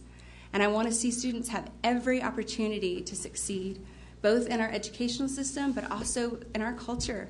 If they're always being tempted and taunted by all these other things that draw their minds and their hearts into places that aren't healthy, I just think it threatens their future. So healthy families, healthy students, a business culture that's healthy and invitational, that's easy. I don't mean that we just give up our design standards and give up our, all of our checklists. I just want it to be where people go, when they come up here and they're interested in building their business in the mountains, they find out that Woodland Park is so great to work with. Wouldn't that be awesome? Maybe it's already like that, but I want that to be the case. And then I think after just understanding a little bit about the median income here, I think affordable housing is a necessity for our city. I am a home stager, and so I work with real estate agents. And actually, one of my friends was just trying to buy a house. It took them 2 years to find a house that was suitable for them, with just 3 bedrooms and 2 baths, that was in the $165,000 range. And you can find places all over our country that you can buy a house, a 3-2, for $100,000 to $150,000. But here, they were getting snatched up as soon as they came on the market. So just to have some housing that was more accessible to that income level would be great. And then, my final thing that I'm excited about happening in our town, I was a part of the transportation planning meeting last night. And I'm very excited about any possibilities of moving the heavy traffic off of 24. With the new park and the entertainment center, being on opposite sides, I feel like it's a magnetic force that's going to be drawing children to be walking across a highway with semi-trucks. I have a unique angle on this. My son was hit on a side street on 24 2 years ago. And thankfully, the car that hit him was pulling a very large camper behind it. So when it was on a street perpendicular to 24 when it hit him. But if if the car would have been a minivan or a sedan, the force that they would have been pulling onto a highway with, he would have been pushed into traffic, and I'm not sure if he would be with me today. Thankfully, that was not the case. There was a big camper behind him, so they eased in, and it hit him, and he fell over and didn't get into traffic. But my children cross 24 all the time to go and, get an ice cream or get a Slurpee. It's their favorite thing, to go to Loaf and Jug. And so I think about what we're building. We're building it on both sides of the highway, and it's just going to become a magnetic force that I'm afraid of what we're going to see if there's not some options for either being able to cross 24 not through the stoplights, or if we don't see a new traffic circulation in the future. If you were to become a council member, would you be agreeable to granting incentives to developers or builders to provide affordable housing for the workforce and seniors? And this might be in the form of reduced city fees. Would you be in favor of that? I think that would be a good possibility. I would want to see what other initiatives have already been in place. I know there's already some tax, and I can't recall the 3 letters that I see on the papers at the DDA meetings. The TIFs, yes, that's it. I know we already have that in place to offset, and I'm still familiarizing myself with what that means. But I would be interested in creating incentives that draw the right kind of builders and housing to our city. Have you looked at the city 2015 approved budget? No. Okay. Do you know where to find it? Yes. That was a rather meek yes. I know, it was, wasn't it? I think it's on the internet. I think I tried to find it, and I didn't, so I don't have it. Okay. That sounded really like I wasn't sure, didn't it? It's on the website. Okay. Wally just showed me that this evening earlier.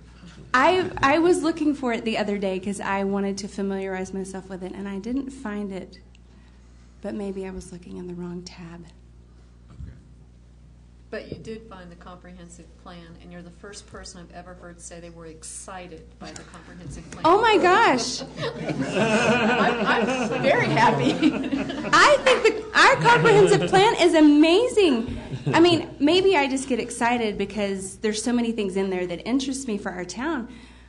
And I'm kind of a planner anyways. I love lists. So the fact that we're planning is really awesome. Because you don't get much done without a plan, right? Especially when you're, moving 1 degree at a time.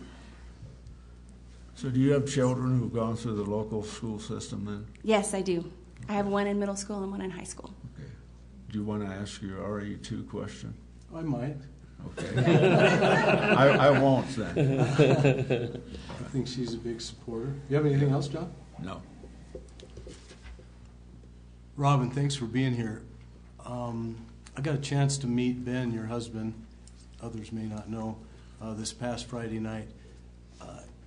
He shares the same exuberance and passion that you do, and it is contagious. We need people like you in our community, active in our community, participating and leading. Promise us, regardless of what happens tonight, and we have no idea, that you will continue to step forward with that big smile on your face and that passion that we all love. And if we have more people like you, we're going to be a much, much better community. I appreciate you being here today. I just have one kind of difficult question for you, if you will. Some of us, a lot of us, would like to see heavy traffic off Highway 24. And I, too, shared your opinion about yesterday's meeting, which I thought was great. How are we going to get heavy traffic off of I-24 without getting other traffic off of I-24 that could possibly hurt our downtown business district? I think, and I am very biased when I say this, I think we have a gorgeous city, and I think we have amazing businesses. I think part of what turns people off is when they have to walk literally 2 feet from a semi that could just plow them over, turn them into a little splat on the ground. I think that our town is gorgeous, and people would just still come. I think there'd be a place to park. You know, me and my husband drove through a little town the other day, and this little storefronts and a place to pull our car right in front, and I was like, this is what we need. It was so cute, and it was so invitational. I just wanted to go see everything there. I don't think we're going to lose that at all. Matter of fact, you could ask people in Manitou. I bet if you ask the city leaders, you'll find out that they didn't lose revenues, tax revenues, or sales in their retail stores or their restaurants with the bypass. Like I said, I'm really biased, but I think it would be amazing. I hope it happens. And I would be a proponent in whatever way you want. I'll put on a chicken suit to get people to come into town and shop, because I think we have a great town. I think we have amazing businesses, and there's nothing that I just don't think it would deter people from coming. Because look, the semis, those guys are talking on the phone or listening to the radio. They're not coming here. I mean, unless they're dropping off food at City Market or Safeway or Walmart. But they're going somewhere in Park County or farther than that. They just need to get past. But the people that are coming here, they're coming here. And look at what we have. Our beautiful park that's about to be redone, our family center, the aquatic center, and then, goodness me, if we don't have to worry about that traffic, I believe more developers will be interested in being here as well. Thanks very much. You were outstanding. We're going to have anyone that would like to speak on your behalf, but if you have anything to say before you step down, you can have this opportunity. Oh, well, thanks. Thank you so much for letting me speak. And again, thanks for what you do. From working with a nonprofit for 20 years, I know that, it was part of my income, but it was donation-based. So I'm used to giving my time for the sake of a greater cause. And I would love to give my time. And just like you asked, I plan on giving my time whether I get to sit in that chair or not, because I love this city. And so I plan to be on some kind of board or commission or committee doing something. But I really appreciate this opportunity. Thanks very much. Thanks. Somebody would like to stand and speak on behalf of Robin Pasley, now would be the time. If you'll just state your name and address, Mark, before you... Yes, sir. Mark Weaver, 312 April Sun Court, Woodland Park, Colorado, 80863.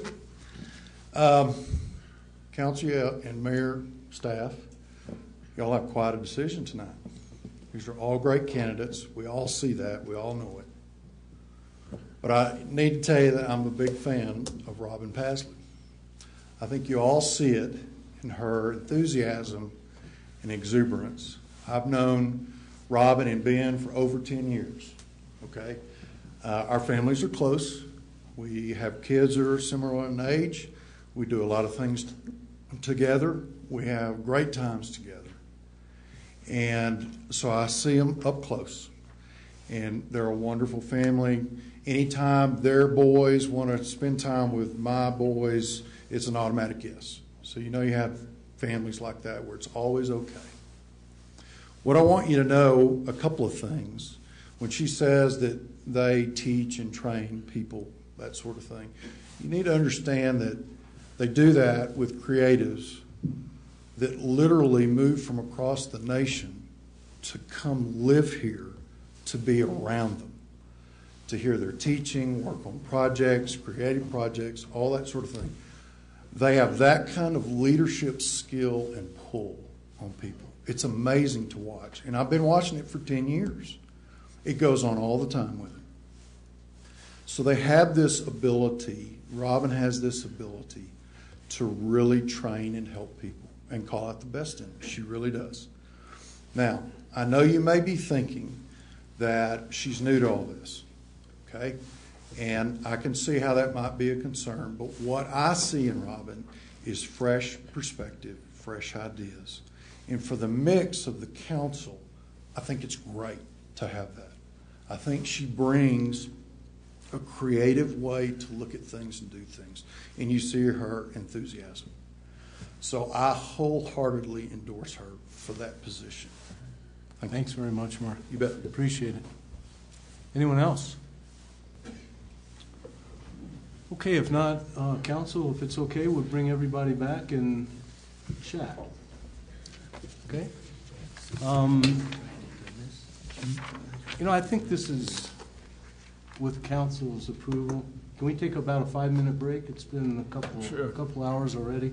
Yeah. Take a 5-minute break, think about it, and why don't we plan on starting immediately at 8:50?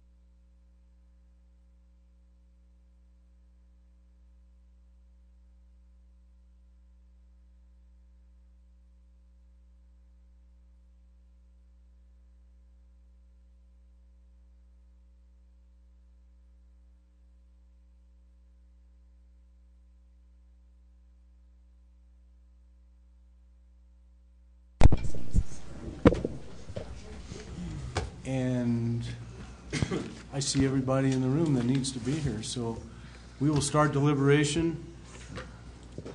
Mayor Pro Tem, you've experienced this more than I have. Why don't you start for us?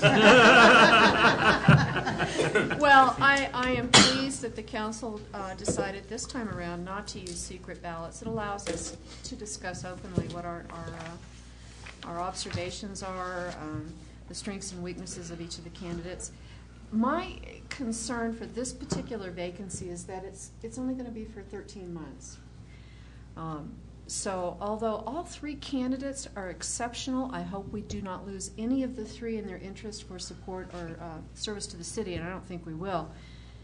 I want to make sure that we select someone who can hit the ground running.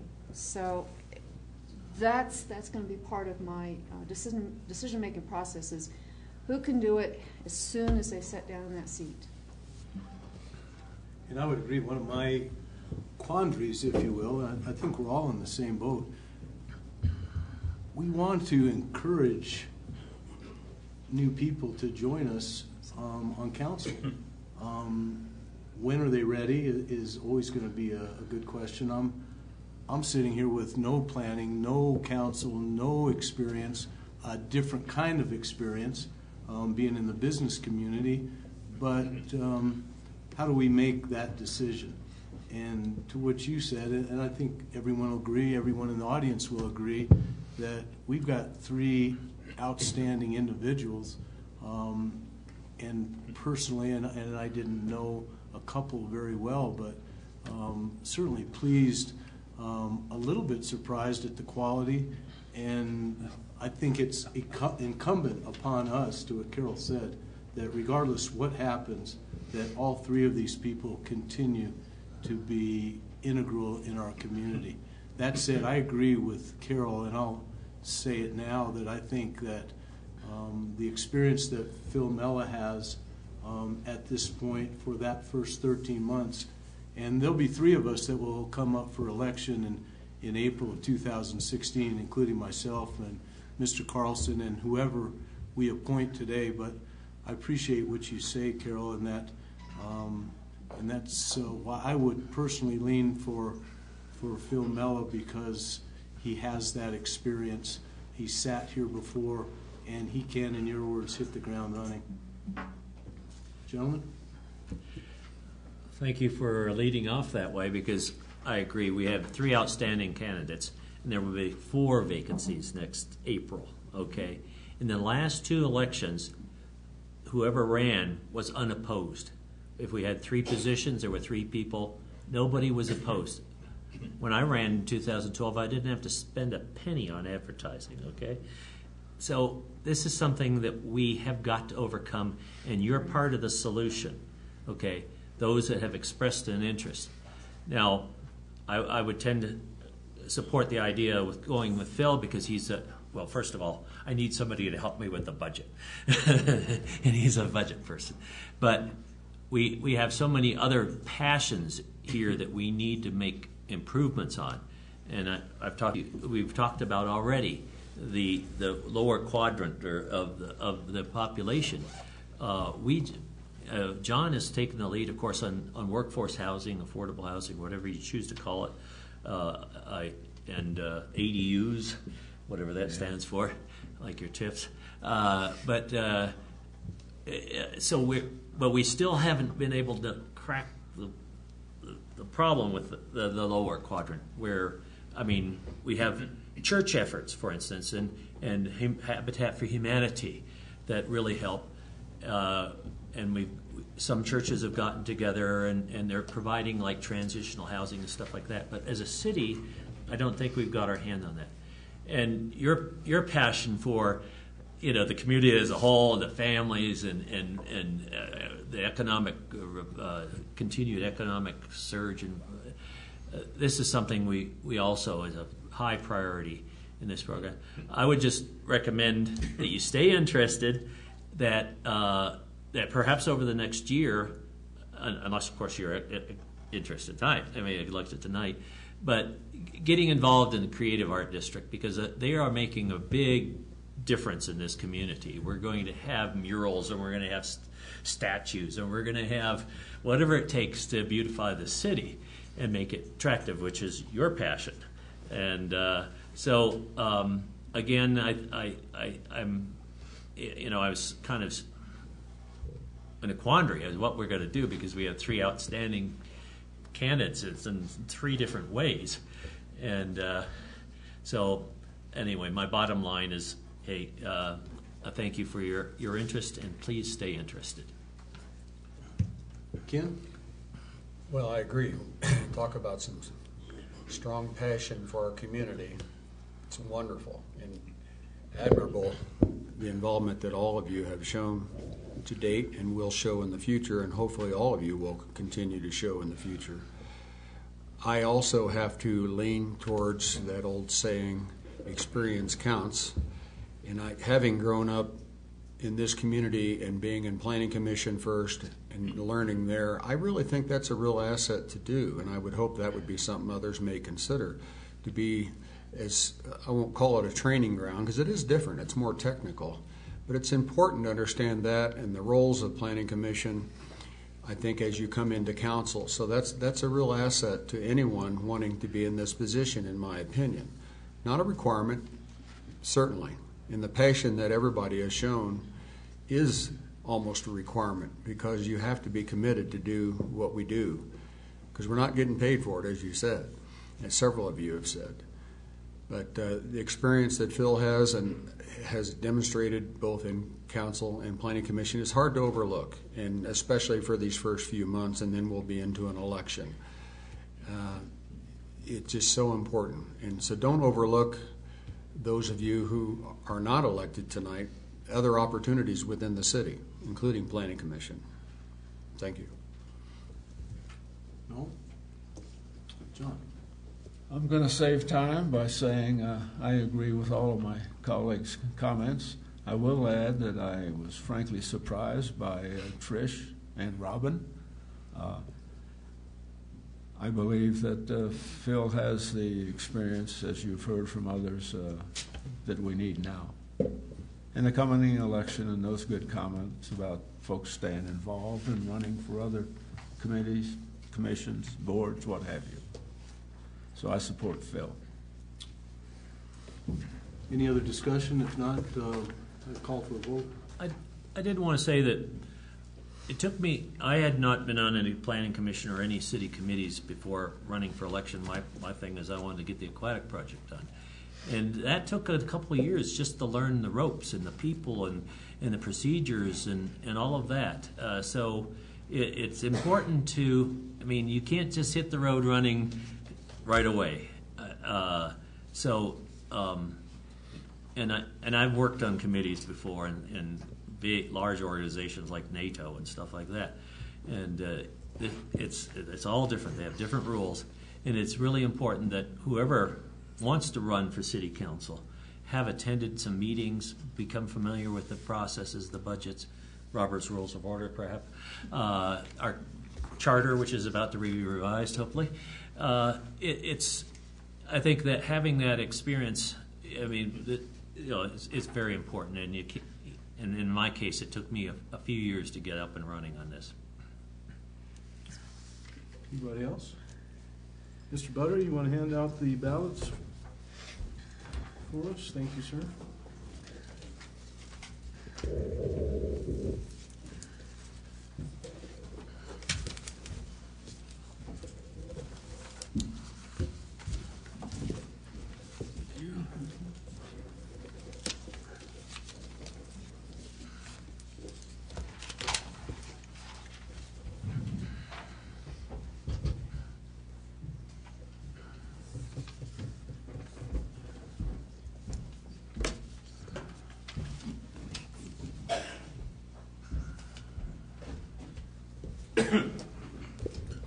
I'll read these into the record. Mayor Levy votes for Mella. Mayor Pro Tem Harvey votes for Mella.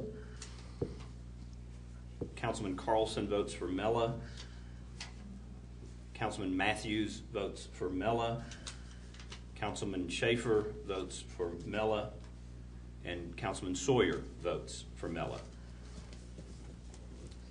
Council members, you have a new council member.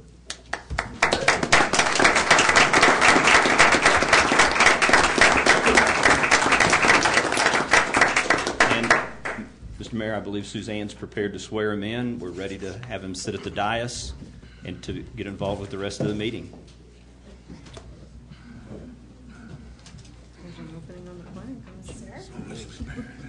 Raise your right hand. I state your name. I, Philip Mella, Do solemnly swear do solemnly swear that I will support the Constitution of the United States that I will support the Constitution of the United States and of the state of Colorado, and of the state of Colorado, the charter and ordinances the charter and ordinances of the city of Woodland Park, of the city of Woodland Park, and that I will faithfully perform and that I will faithfully perform the duties of council member the duties of council member upon which I'm about to enter. upon which I am about to enter. Congratulations.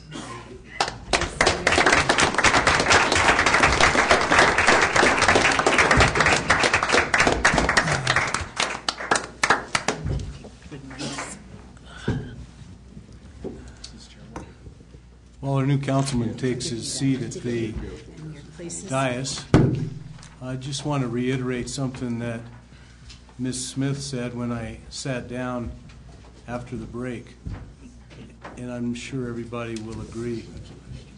We live in a wonderful community. I don't think we could be represented any better than we were tonight. It's important that we have more people like we had tonight involved in our community. So I want to thank the three candidates this evening. Congratulations to Phil. And encourage both Ms. Sinclair and Ms. Pasley to continue forward. We need people like you in our community. It's easy to be discouraged. Don't, because you two have so much to offer, and you will just help make our community better.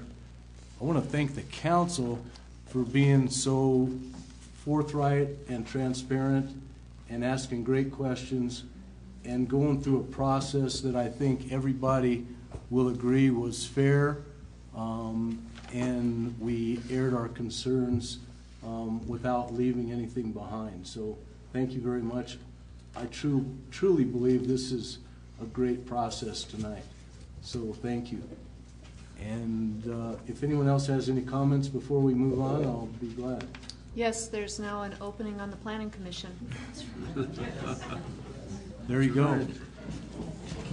There you go. Talk to Sally Riley. Okay, thank you. We will move forward. And believe it or not, we are on 4D. And Suzanne. Okay.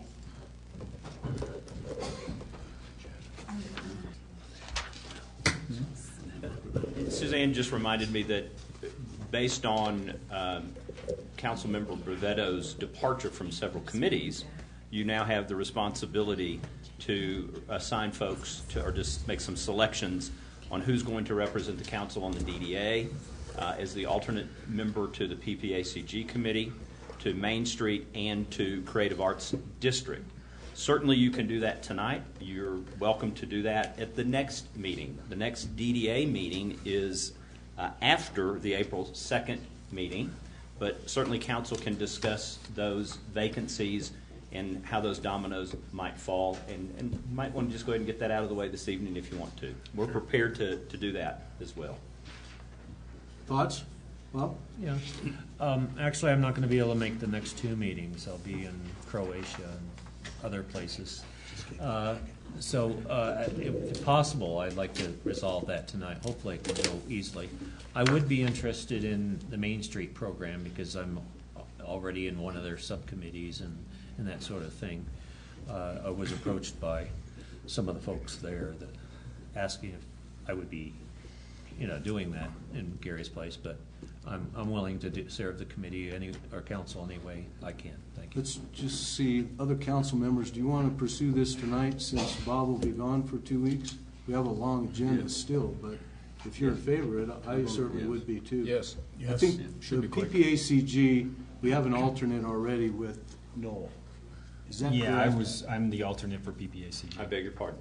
Yeah. Okay, so we're looking to fill the DDA position, if I'm not mistaken, and also the Creative Arts District position. In the Main Street. Main Street, excuse me. So it's just the two. Is it just the There's two? actually two. One is Main Street, one's Creative Arts. Councilmember Brevetto served on both of those because they are very much connected. I'd like to then go ahead and make a nomination for DDA, and that would be for Noel.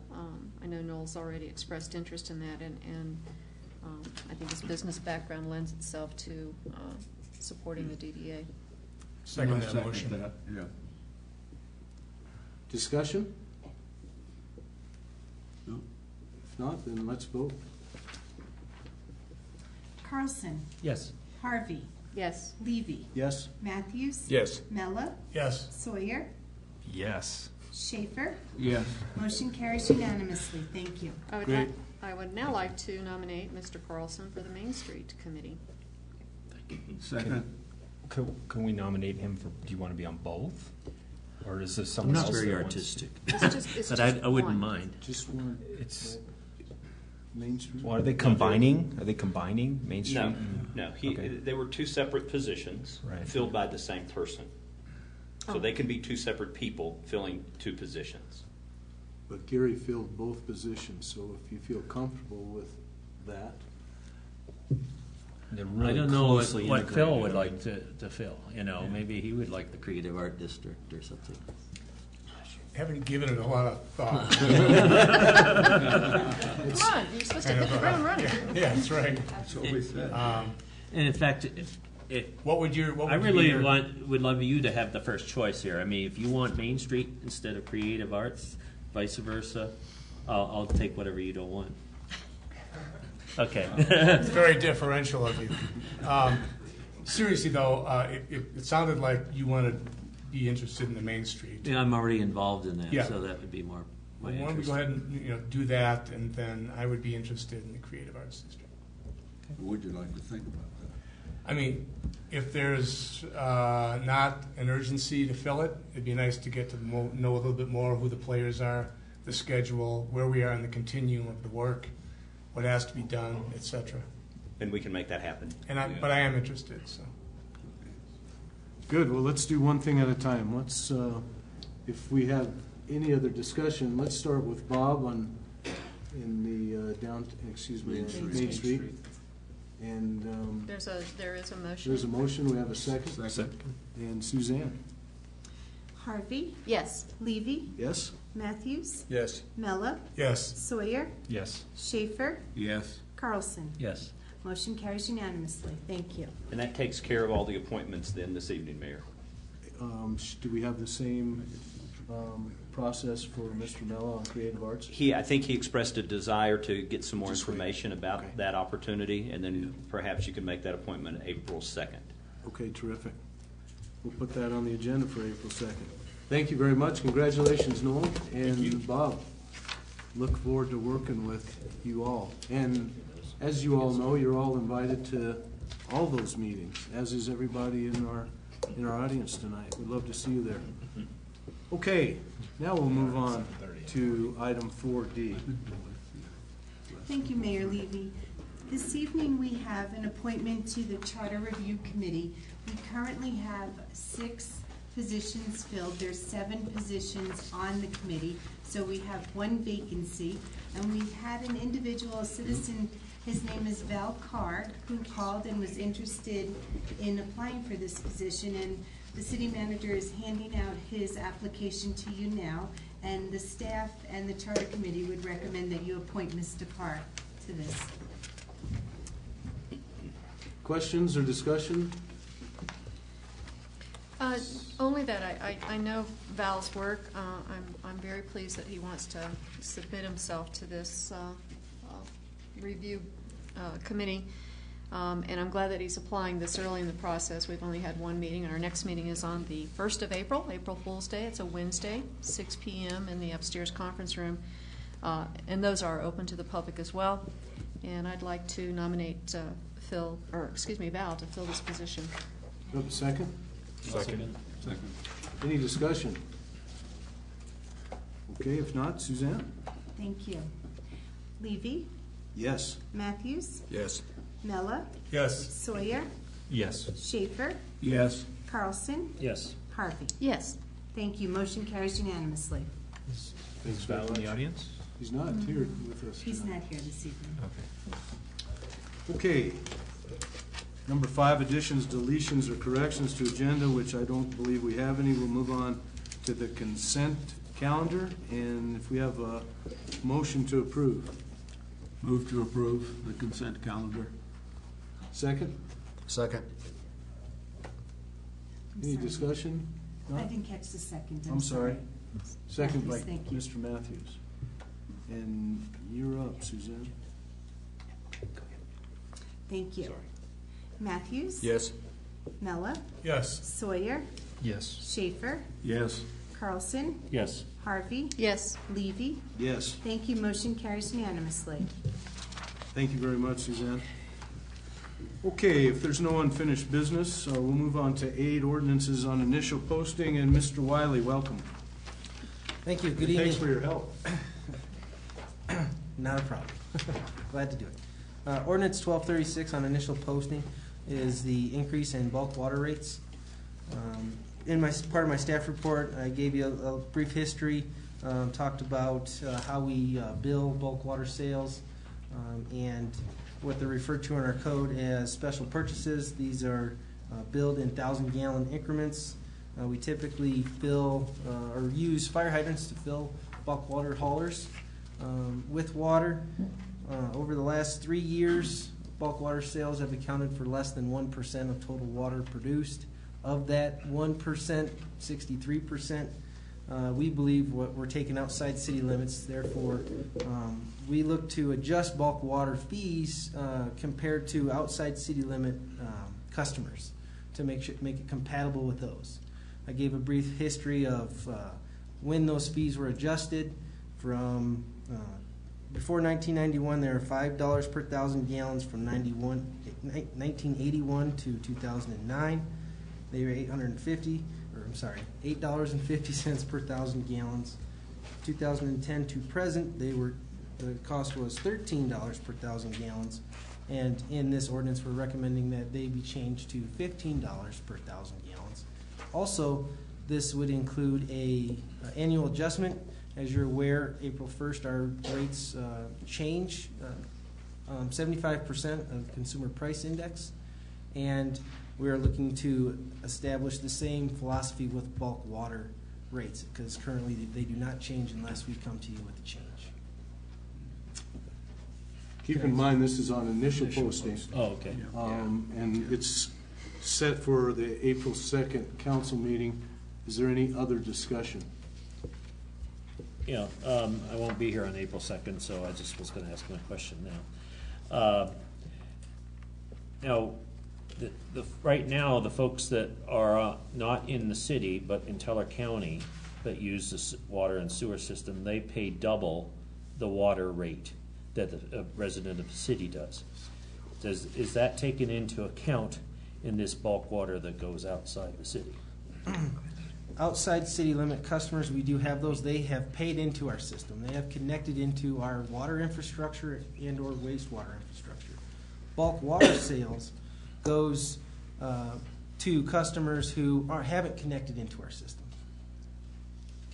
Does that answer your question? Well, yeah, but it's still water that's going outside the city, and if we have a certain limit on how much water we have, and we're paying for Twin Lakes for more water, should the same philosophy apply, though? Let me help if I could. It does. That's the short answer. This absolutely brings more into alignment the outside city users of residential water with people who are drawing from our hydrants and taking it outside of the city. So it makes there's more equitability amongst those rates. Okay. I recommend approval of ordinance 1236 on initial posting and set the public hearing for April 2nd, 2015. Second. Suzanne? Well, did we get a second? Well, you didn't have the motion. I heard a second, but no motion. I'm sorry. I move to approve ordinance 1236, increasing bulk water rates on initial posting and set the public hearing for April 2nd, 2015. Second. Thank you. Mello. Yes. Sawyer. Yes. Schaefer. Yes. Carlson. Yes. Harvey. Yes. Levy. Yes. Matthews. Yes. Thank you. Motion carries unanimously. Thank you, Suzanne. And thank you, Kip. Okay, move on to 8B and considering ordinance number 1237. Sally, welcome back. Thank you. This being a land use zoning case, this is a quasi-judicial case, so on first reading, typically we don't go into great detail, so this is a request from Big O Tires to add an additional building to their current site. It is a conditional use permit and site plan review that we would request that you set the public hearing for April 2nd and approve ordinance 1237 on initial posting. Thank you, Sally. And since this is QJ, we cannot discuss it. So I'll call for a motion.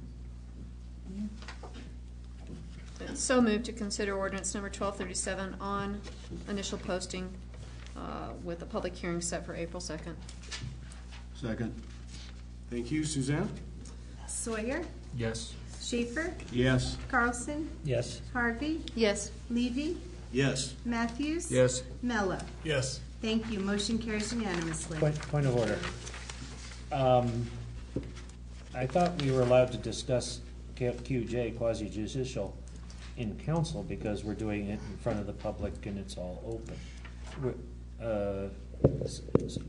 See, this is something after 3 years I still didn't know. So, No, we save the discussion and the questions for the public hearing. okay. Thank you. Thank you, Aaron. Okay, we'll move on to number 9 in public hearings, and we'll bring Kip back for approval of ordinance number 1228. Thank you. Ordinance 1228 establishes tap fees for a mixed-use building. Our current code doesn't allow or doesn't address a mixed-use building and how tap fees are assessed. Currently, we have a mixed-use. Let me back up. A mixed-use building would be one single building containing both residential and non-residential uses, and our code doesn't address that. So we looked at this in parallel with the comprehensive plan, water action item 2.1.1, which I'm going to paraphrase is basically looking at a higher density in and adjacent to the central business district. And this ordinance establishes the method for that. We, along with the Utility Advisory Committee, reviewed multiple methods and addressed multiple scenarios, how we account for taps, water, tracking, and so forth. I went into some detail on the initial posting, and I was going to open the floor for questions. However, before I go there, I do recommend approval of this after the public hearing. Questions, council? Kip, one of the questions that came to me since the last meeting is if, for instance, one of the multifamily units, one of the buildings at Trail Ridge Apartments were to have a business on the first floor, would that be defined as mixed use under the definition that you're proposing? Yes. Okay. So even though it's multiple residences, vice one business with one apartment upstairs? Yes. Okay, thanks. Only limited by height? Pardon me? Only limited by height, whether it's second or third story? This doesn't address height. This is just the use. Okay. Bob? Yeah, but I don't think a business would be permitted in Trail Ridge, although in parcel 2 at the DDA property where we have commercial on the ground floor, that might be a more appropriate I think that's analogy. what we had envisioned with this, but I had a thought about, okay, take another multifamily building anywhere Right. and ask for it to be rezoned to mixed use. Oh, they could potentially, rezone it someday, yeah. It sounded to me this was almost a hypothetical question. Absolutely. And his answer is appropriate. Anybody else? Could you remind me one more time about metering? The way this is written is metering needs to be accounted for by the use. So there would be 1 meter for the non-residential use and 1 meter for the residential use. Does the same owner have to own both meters? Yes.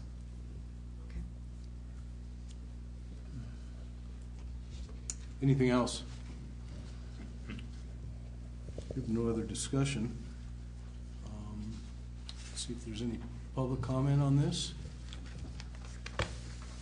If not, I'll call for a vote, or a call for a motion, please. I'd move approval of ordinance number 1228 as presented. Second. Thank you. Suzanne? Schaefer? Yes. Carlson? Yes. Harvey? Yes. Levy? Yes. Matthews? Yes. Mella? Yes. Sawyer? Yes. Thank you. Motion carries unanimously. Okay, Mr. Wiley, you might as well continue while you're hot. Thank you. Ordinance 1233 is authorizing a water purchase for Twin Lake shares, 2.3 Twin Lake shares. I wanted to answer your question you guys asked on the initial posting, where how many shares are available of Twin Lakes. There are 4,588 shares, roughly, and we currently have 182.67. So we'd be adding 2.3 shares to our current total. This is fully consumable augmentation water and the storage of it up in Twin Lakes. It's our most valuable water. This water makes it legal for us to pump our local sources. This is basically ensuring our security for dry seasons. May I answer any questions? So you see it as an insurance policy. If we did not buy these 2.3 shares, is that the only difference? We have a little bit more insurance? Yes, the best way I can describe it is in 2012 the yield on those shares were so low that it made us realize we need more in dry years. Because in dry years, the more shares you have, the more water is produced. Therefore, that's why we decided to purchase these. And we continue to look at these from time to time, and we've been outbid before. We just had the opportunity to in this case. And 2.3 as opposed to, what if we had a chance for 5 or 6?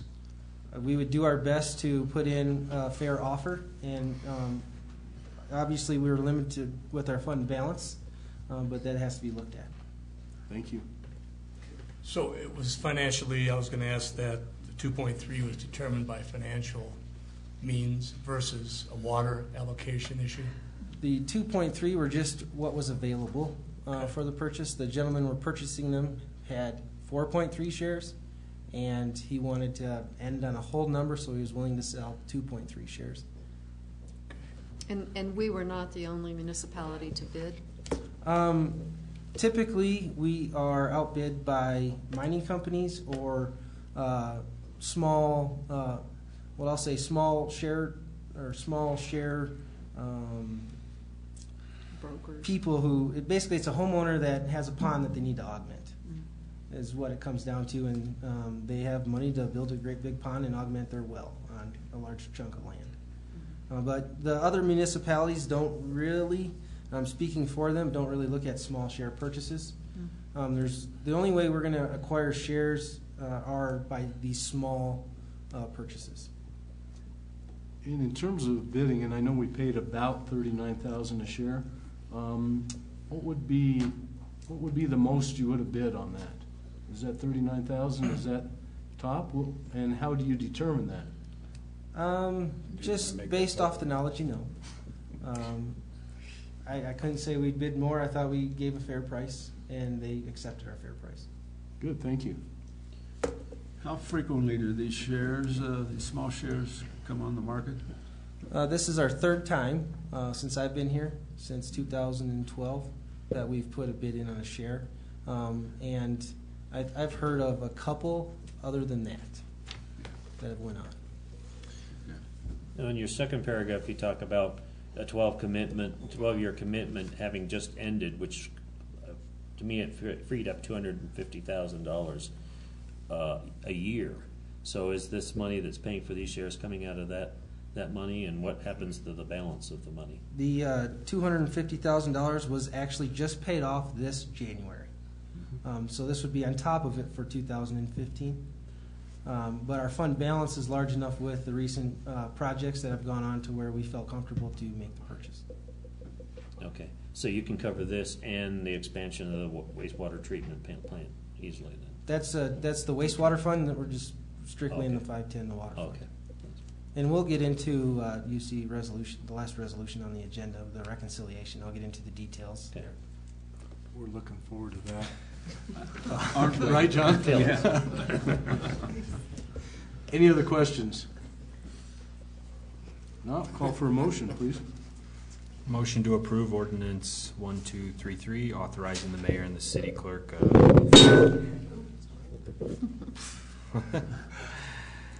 Woodland Park, Colorado, execute and attend there to the contract to purchase 2.3 shares of Twin Lakes Reservoir and Canal Company from Jason Jordan. Second. John, he's on UAC. Suzanne? Carlson? Yes. Harvey? Yes. Levy? Yes. Matthews? Yes. Mella? Yes. Sawyer? Yes. Schaefer? Yes. Thank you. Motion carries unanimously. Thank you. Thanks, Kip. Thanks, Suzanne.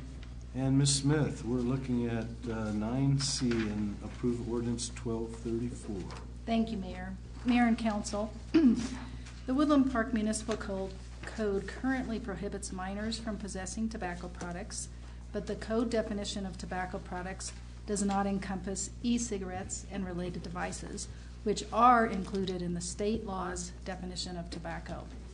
Recently, the City Police Department and Martha Hubbard, Director of Teller County Public Health, have recommended that the city amend its definition of tobacco products to incorporate the state definition.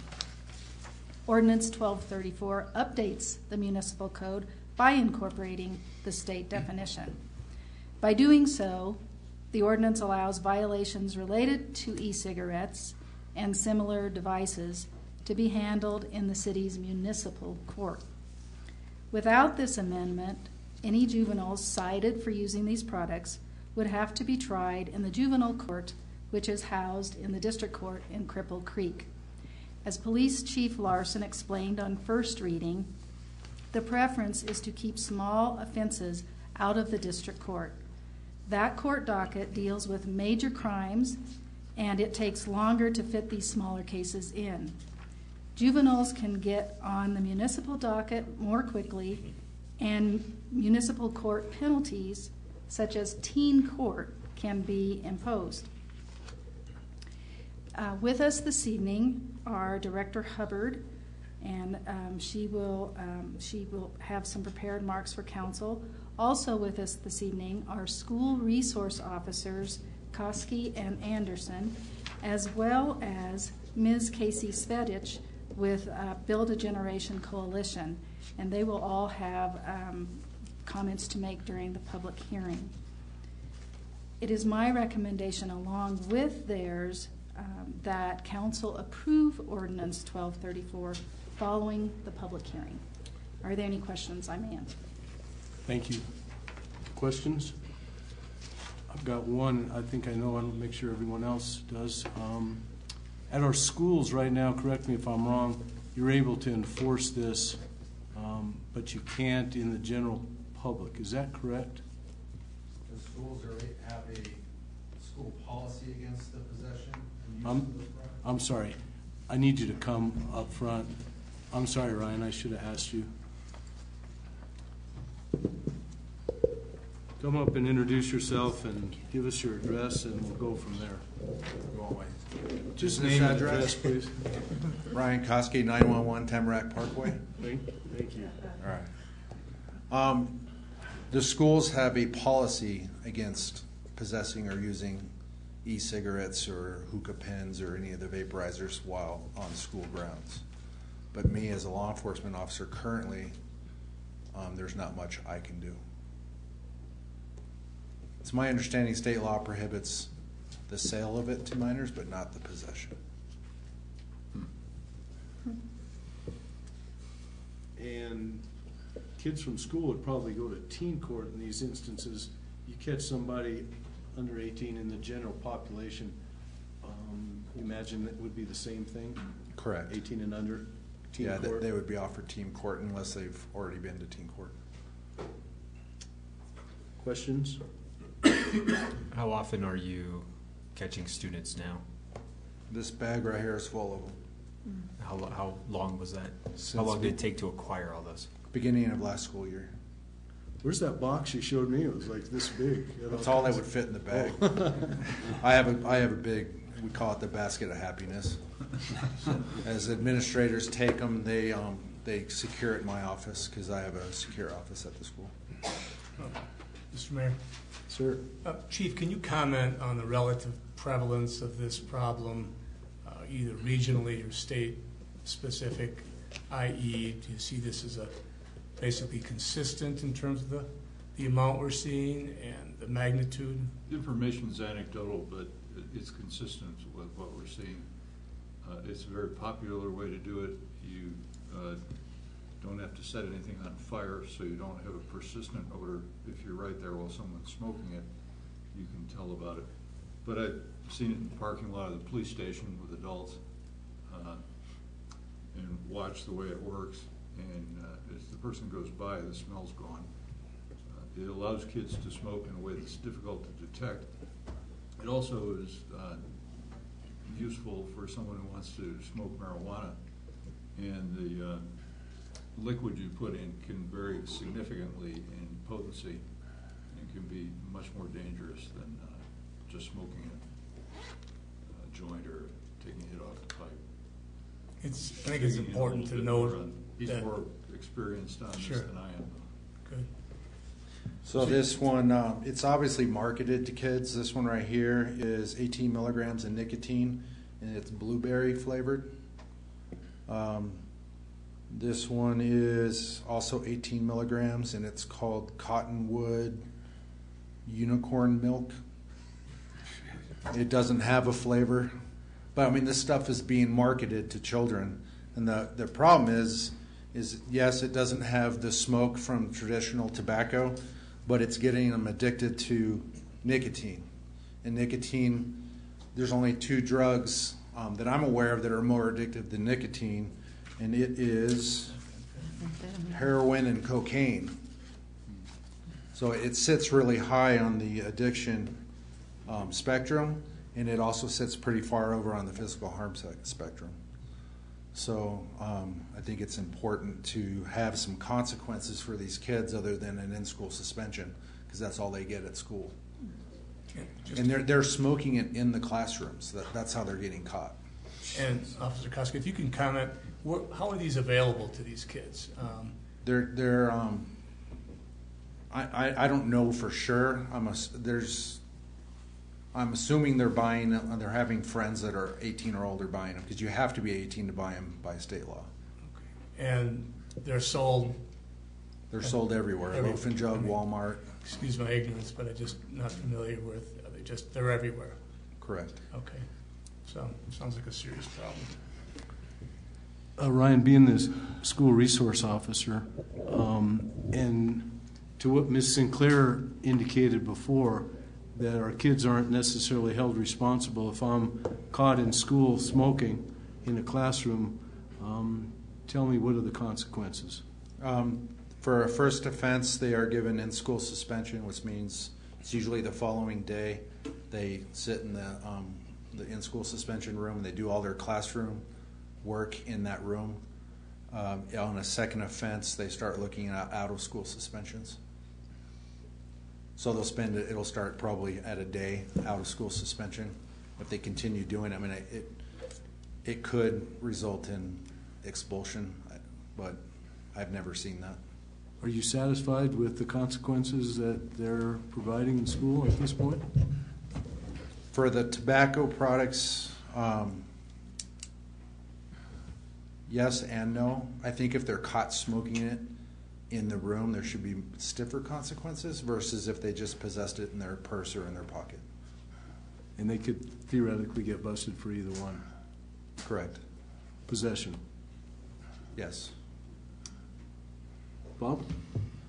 My time as a parent of a student at Woodland Park High School, I understood that the consequences of being 10 seconds tardy for class were more severe than smoking these devices here. Maybe those rules have changed since then, but you could be expelled after 5 tardies in a year. Okay, so certainly what we want to do is be able to help you have more appropriate consequences for these types of devices. Now, my question is, a lot of the kids, they just go across the street where that daycare center is, in Henrietta, I think it is. What are the differences between your ability to control this on campus versus like across the street? If it happens at school right now, there's not much I can do because it's only a school violation, and I try to stay away from school violations. They're two separate things that I'm not supposed to get involved in. If the ordinance passes, I can enforce the ordinance both on campus and off campus. Okay. And right now you can do off campus also? Not for e-cigarettes. Oh, okay, so this would solve both problems then? Correct. Okay. And I think that's the real nuance in this, is that it covers possession versus the sale of the item. Right. Thanks, Ryan. Do you have anything else to add? I thought we'd bring up Martha Hubbard since she's the expert from public health. No. Thank you very much. Thank you. Good evening, Martha. Good evening. Please state your name and address, please. Where I live or where I work, which Where is you really live. where I live. We want to know where to find you. Hi. Yeah, I'm a Woodland Park resident. 1144 Stedge Road in Woodland Park here. I'm the Director of Public Health, and I was really pleased when I was asked to participate in addressing this issue. And if I can just read a few little comments, that the Colorado Department of Public Health and Environment and Teller County Public Health are really concerned about youth use of electronic nicotine delivery system. They call them ENDS, or e-cigarettes. In 2013, 15.1% of Colorado high schoolers reported ever use of e-cigarettes, meaning they had tried e-cigarettes at least once. This was the first year that state and health statistics were being collected. Nationally, youth ever use of electronic cigarettes increased threefold from 2011 to 2013. Use of e-cigarettes by youth is not safe because of the exposure to nicotine that y'all have been aware of. And there are other toxins and possible progress to the use of combustible cigarettes. The Surgeon General has concluded that nicotine exposure during adolescence may have lasting adverse consequences for brain development. We do know that nicotine introduced prior to age 21, 24 has a much higher incidence of long-term use, of harder to kick the habit. In 2011, Colorado was one of the first states in the nation to ban sales of e-cigarettes to minors, and they included the products in the Tobacco Free Schools Act, and that's what y'all were referencing. And this increased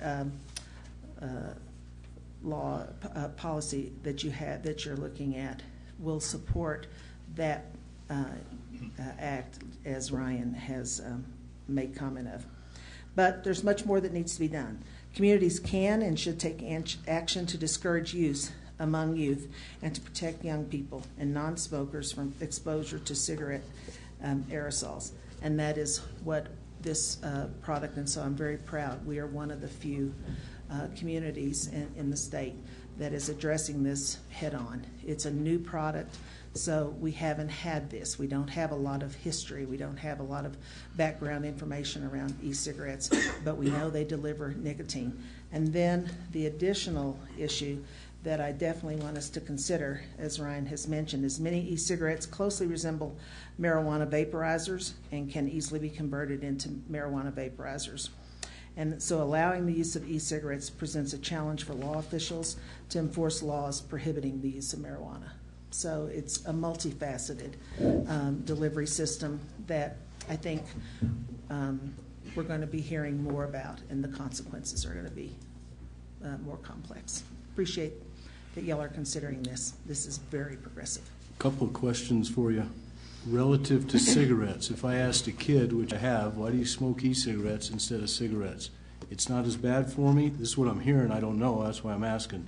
There's no secondary smoke. There is some secondary causational influences that we're believing, but there are not as many studies. We don't have those. I mean, and so we have to go back to the production of cigarettes, and it took quite a few years for us to come up with concrete data of the total impact. But we also then need to use the relativeness of knowing what that has produced and bear the consequences of cigarettes, and know that it's going to prove out probably to be very similar in the consequences. And if the use of e-cigarettes is triple, say, in the last 3 years, which sounds like, can you talk to the sale of cigarettes, if you will, and has that declined as a result, or what does that look like? Do you have any studies on that? No, and I don't have any exact. We do know that in adult populations, it probably has not impacted that use. It's actually being promoted somewhat as a method to quit smoking, and there's no strength in that at this time. So it's difficult. We appreciate that y'all are also supporting law enforcement to be able to enforce consideration. Any other questions for Ms. Hubbard? It's not absolutely clear to me what it is you do, you and your staff. At Public Health? Yeah, with respect to educating students, other kinds of programs. Well, it's kind of late, but I'll get into it if you want to. Well, maybe my colleagues have that knowledge that I don't have. So. Why don't you take a couple of minutes? Okay. Public health, I think one of our primary requirements and mandates is that we are to assure the health and wellness within the community that we are in. And it comes down federally, state, and then local. Within local public health, we work around emerging issues that can impact health of our community, and that's actually why we are so involved with this. We want to assess and get strong data. We really seek to have evidence before we're out just touting that this is the gospel. But we also work around with youth as well as the aging population that I heard you talking about earlier on. We try to look at what kind of impacts that's going to have on our community and on the individuals. So we're pretty broad in health. We feel that if there's anything that's having to be done around health in our community, we want to be at the table so that we can have a perspective to also support possibly the low income, the uninsured, the underinsured, to make sure that there's a voice at the table for that. We do some education within the schools. We support schools within their educational programs, such as even around reproductive health, around tobacco education. Prevention is the role of public health versus your doctor, who is intervention. And do you have any metrics that indicate how your programs are working? Specific to Teller County or statewide? Or Woodland Park or Teller County, yes. Yeah. Locally. Huh? Locally. Yeah. I think, yes, we could, and I think Karen will be coming up and give you some statistics that we have seen a reduction in early initiation of tobacco. And we don't take full credit for that, but we believe some of the education and some of the support that we've done within the schools has played a part in not as much as what we've had before. That would be one. With reproductive health services, we have some data around pregnancies that are in young people that are less than we used to have. Well, rather than wasting my colleagues' time, would you have some time to educate me? I would love to. I would love All to. right. I'll leave you my card. Good. And please call me up at Teller. And Woodland Park's in Teller County, so we serve all of y'all. All right. And I'm from Texas, so it's y'all. Any other questions for Ms. Hubbard? Martha, thank you very much. Thank you. Appreciate it. Ken, you're next on my list. Do you have anything to add from the police side of things? No? Okay, terrific. Then let's welcome Karen Casey Svedich from, used to be NetBag. What are we calling you these days? Just Build a Generation? North Teller Build a Generation. Yeah, that's NetBag. I prefer North Teller Build a No surprise. So I'm hoping just to take a moment to compliment what Ryan and Martha have presented. I oversee North Teller Build a Generation Coalition, and both Martha's organization and both Ken and Ryan participate. They're active coalition members. I also oversee the Woodland Park Teen Center, which is a joy. Our work is grounded in communities that care, developmental research. Been going on for more than 20 years. It focuses on the risk factors that it can contribute to problem behaviors, and it also addresses protective factors that can be preventive. The Healthy Kids Colorado survey is administered here in our middle school and high school biannually, and Build a Generation facilitates that process. As a coalition, we take that data and we analyze it. We establish and prioritize initiatives that will increase protective factors and decrease risk factors. There are, in the research model, 19 risk factors, and every time the survey results come back, we have an opportunity to take a look at what risk factors are specific to our kids in our schools. And so you can see the red bar chart that identifies those risks, our specific risk factors. And I looked at 3 that I feel would really be hampered without the addition of this, without the passing of this ordinance amendment. The first one is perceived availability of drugs. And so if kids have easy access to getting drugs, tobacco, etc., that increases their risk of engaging in that behavior. A second is the laws and norms that are favorable to drug use. And so just the passage of both the medical marijuana law and then the recreational laws speak loudly to our children. And we know that parental use also plays a significant influence in that.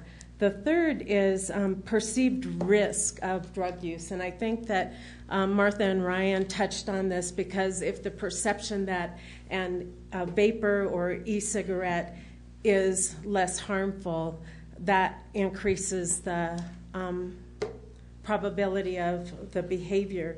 And the more risk factors that kids are exposed to, the more likely that they will engage in those problem behaviors.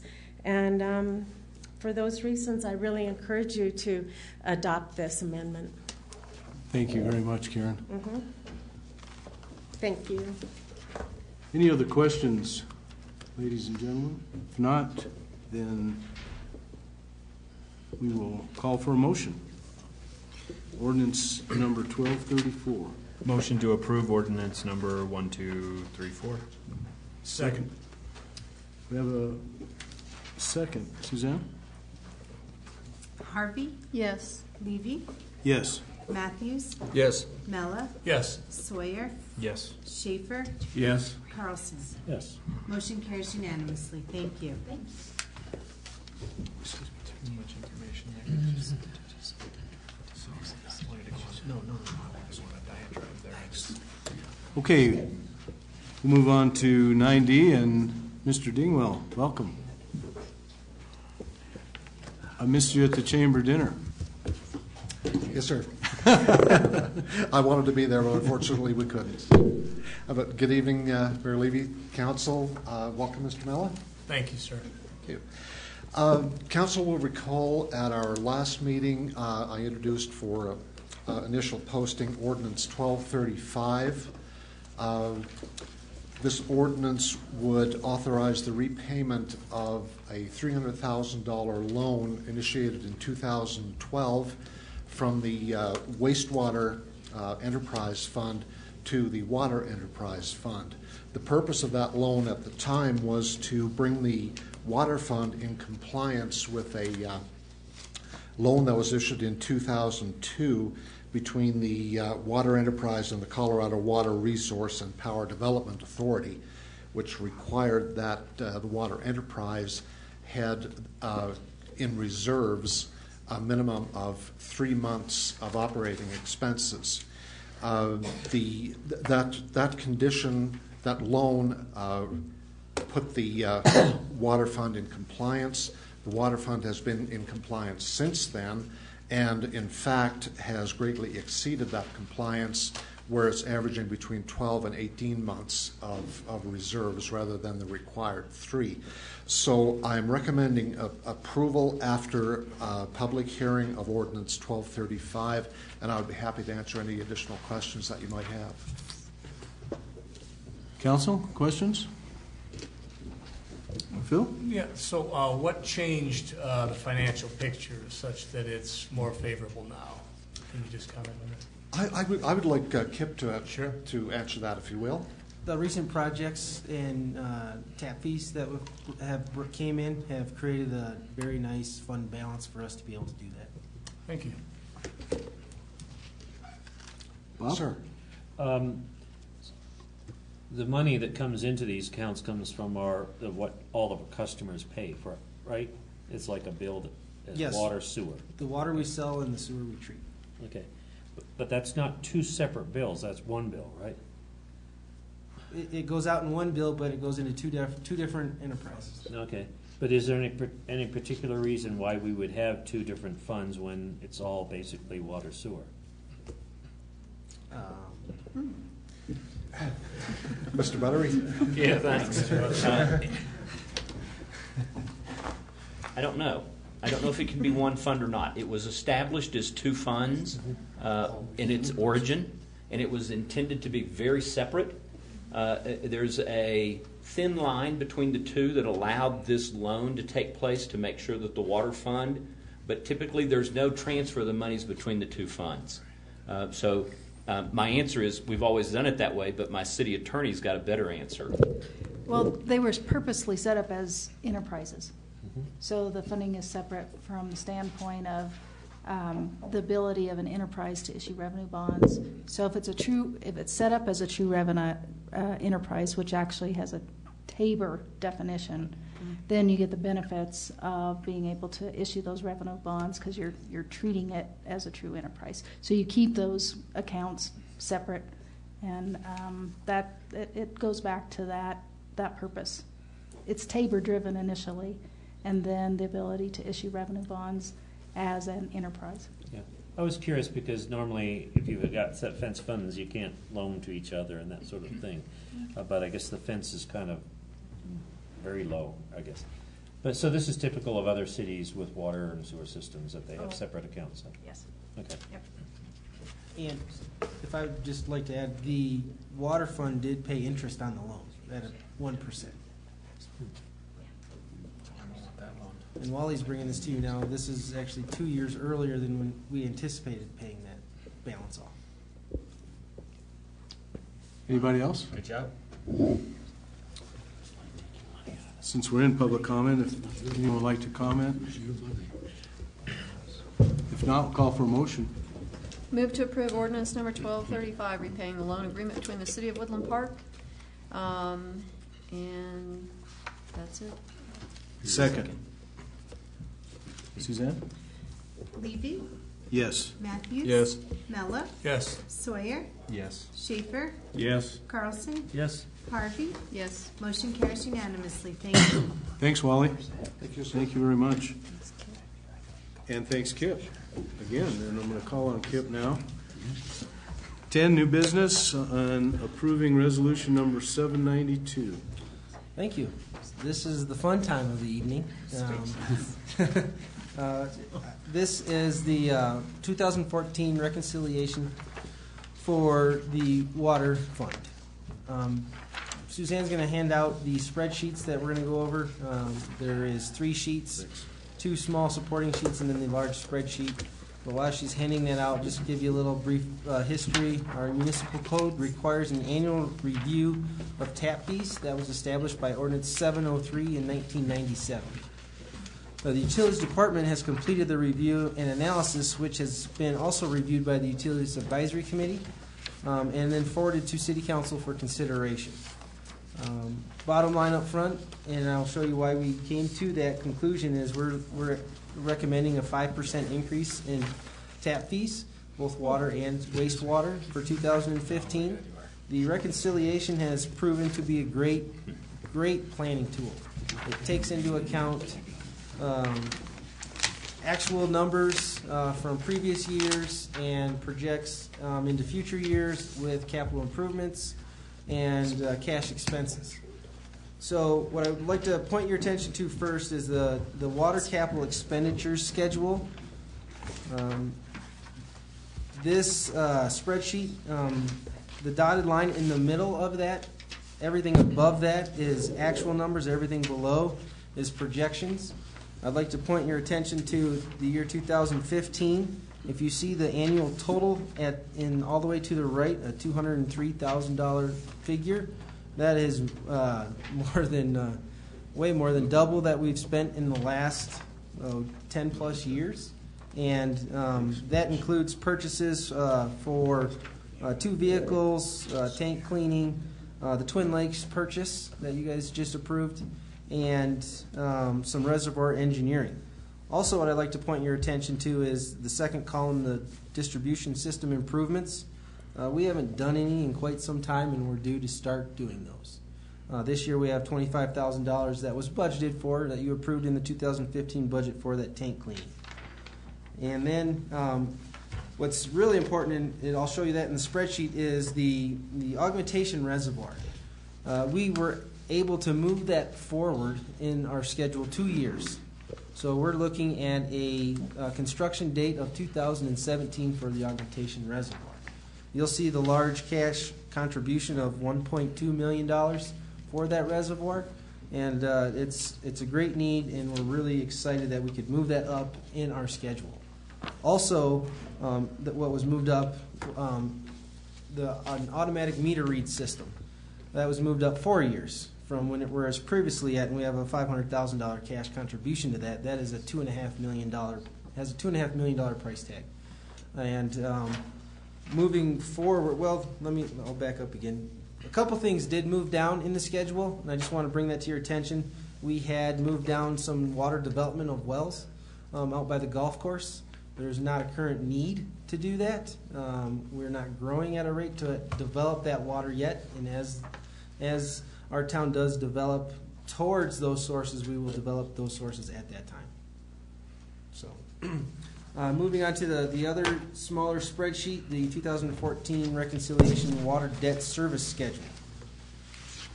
Just like the previous spreadsheet, you have the dotted line. Everything above is actual. Everything below is what we anticipate. This is our debt service. What I want to point out to you is the first column, the water shares of 2015 COPs. That's basically the debt for the water fund for the fleet maintenance shop. That will be additional going forward. Also, if you move over 7 columns, there's the $300,000 loan from wastewater. As Wally pointed to you, we're paying that off. We're paying that off 2 years early.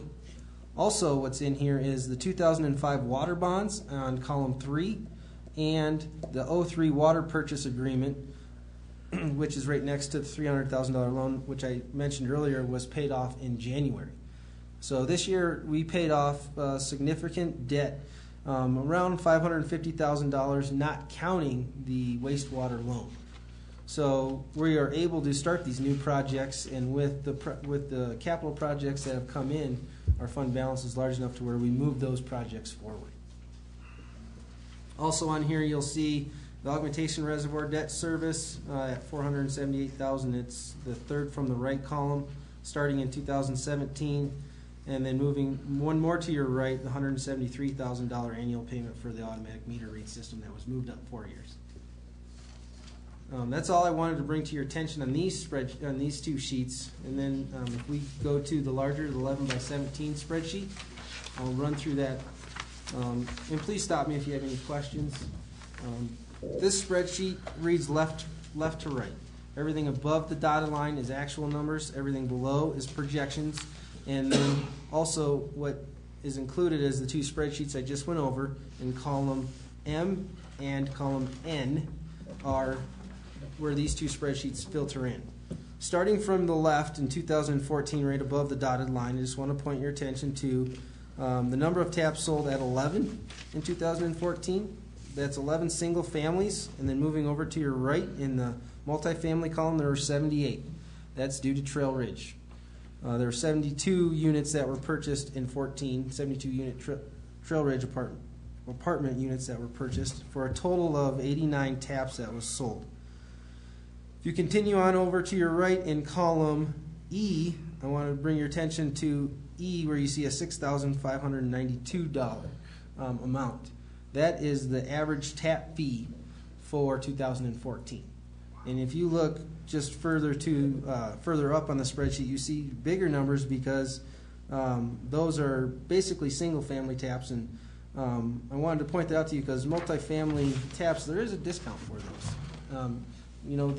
When we reestablish that fee per water fixture unit, it has proven to, I believe, help. However, if you go to column F, you'll see the total tap revenue for the year at $586,000, which, like I said before, is why we're in such a good position to do these projects. Moving over to the right, you'll see two numbers highlighted in yellow. The top one I wanted to point to your attention is because this is the annual commodity revenue per tap. Right now it's highlighted, and it's a direct entry because there are 168 units at Trail Ridge and only 24 of them are in use. So the other units that we've sold taps for aren't generating revenue. So it affects everything going down from there. So what we've done is we've put in an actual number that we believe is more accurate for 2014. The yellow number on the bottom is the 2015 number, which we would anticipate the majority of those taps being in service, or those units being in service, with the 2.0% rate increase. The 2.0% rate increase is 75% of the Consumer Price Index, which we adjust annually every April 1st. Continuing on to your right, you'll see the highlighted number in orange. I pointed that out to you on the other spreadsheet. That's the $203,000 number. Like I said, we have spent significantly more money. We'll be spending significantly more money in 2015 with those purchases that I mentioned earlier. Continuing on to your right in the highlighted red column for an annual balance of a negative number of $260,000. That it's negative, however, our fund balance can withstand that. And we need to do some improvements this year. And then all the way to the right in column Q for projected at the end of 2015 is a $1.5 million fund balance. So that we're in a pretty good position for those capital projects. So now I want to point your attention to the highlighted blue number, the 442. That number is a rate decrease in fees of 6.85%. This is honoring the 13.7% increase that we had in 2010 to get us through these times. So we're trying to honor that with a rate decrease in 2017. Moving on to the right, you'll see the green number highlighted. I'm bringing this up because the UAC felt that the capital fee as well as the annual commodity or the usage fees need to be looked at in 2016. And when I say that need to be looked at, that means adjusted. Right now, the capital fee has not been adjusted since 1997. It's been $3.25 since then. And in 2016, right now we're looking at a 15% increase, which would be about 48 cents per month for the capital fee. And then every year after that being adjusted with the consumer price index at 100% of the price index instead of 75. Also, on column G, the annual commodity revenue per tap, that would also be adjusted 100% of the consumer price index instead of 75%. If you recall in the past, the reason for the 75% adjustment to rates according to the CPIU was just to show good faith and that the utilities were being frugal. However, the UAC felt we should look at catching back up instead of looking at large increments of rate increases every 5+ years or so on. Moving on to the right, you'll see the two numbers highlighted in gray. That's the down payment for the reservoir in 2017, and in 2020, the down payment for the meter read system. And then, moving back to the right, the three numbers that are highlighted in green and the three numbers that are highlighted in blue. We also, at the request of the UAC, decided to, instead of anticipating a 5% increase in tap fees from now until the end of time, to soften that and look at a smaller number. What we did here is those two sets of numbers, we did a 2.5% increase from 2019 to 2021 and 2025 to 2027. And it can be adjusted on an every year basis. We just thought it was good faith to show that we're looking at not having a 5% increase every year, because this spreadsheet that's one of the assumptions. It's 5% increase in tap fees from now until the end of time. Going all the way back to the right, you'll see a highlighted number in what I'm going to call a skin color of a number of $390,000. Why that's highlighted is because that is getting very close to the reserve that we have to have as a fund balance. As Wally had stated in the payback from water to wastewater, we had to take that loan out then. We would probably have to do something similar around that time. Now, please bear with me because these are projections. If tap sales remain consistent, which we have projected in here from 10 to 16 taps, single-family taps per year, they could go up, they could go down. It'll be adjusted accordingly. As you go throughout the spreadsheet, you'll see the bottom right-hand corner of a pretty large fund balance. It's hard to say that's going to be accurate. It depends on tap sales projects that come through and spending. But the general assumptions here are a 5% increase in tap fees from now until the end of time, except for those 2 periods of time. An increase in the usage fees and the capital fee, and adjusting those to 100% of the consumer price index. Kit, before we start taking questions, what's significant about the 5%? Where did that come from? That was set in place in 1997 with the Water Tap Management Plan. And what are the variables associated with that decision of 5% each year?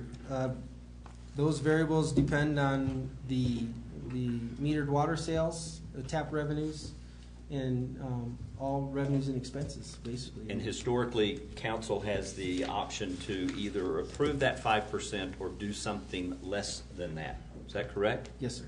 Okay. So that's the guidance comes forth to you. That 5% wasn't a number that was just extrapolated. It has a basis in earlier ordinances. council may recall that in some years past, you chose not to impose that 5% increase during the Great Recession, as Councilmember Schaefer pointed out, and that occurred for several years.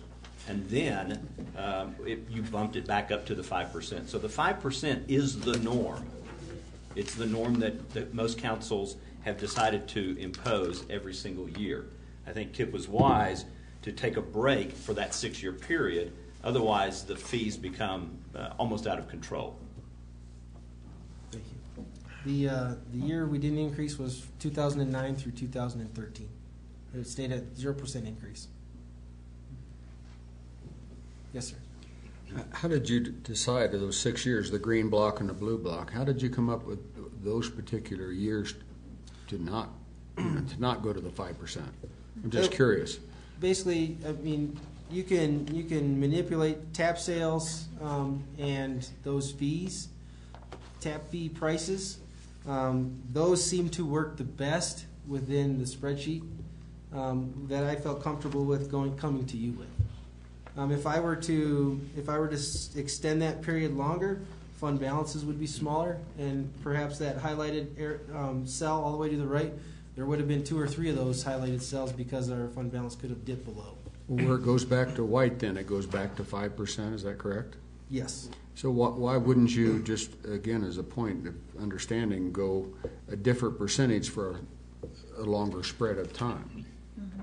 Instead of up and down, up and down. Well, when you reestablish the 2.5% increase, it's not just 2.5 for 3 years.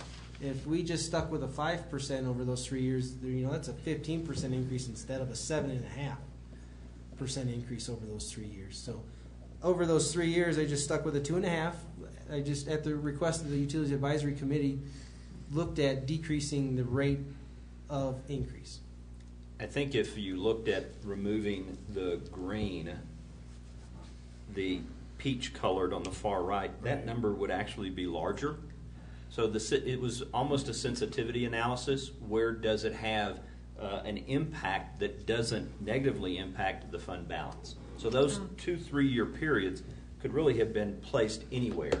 It was just to show intent that there could be opportunities throughout the future that we wouldn't have to do the 5% every single year, that some years there could be relief.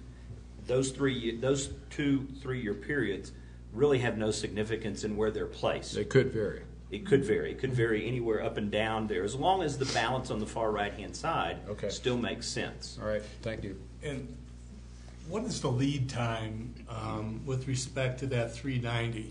So that's 7 years away, and now let's hypothesize that we're 3 years halfway, and that 390 is 350.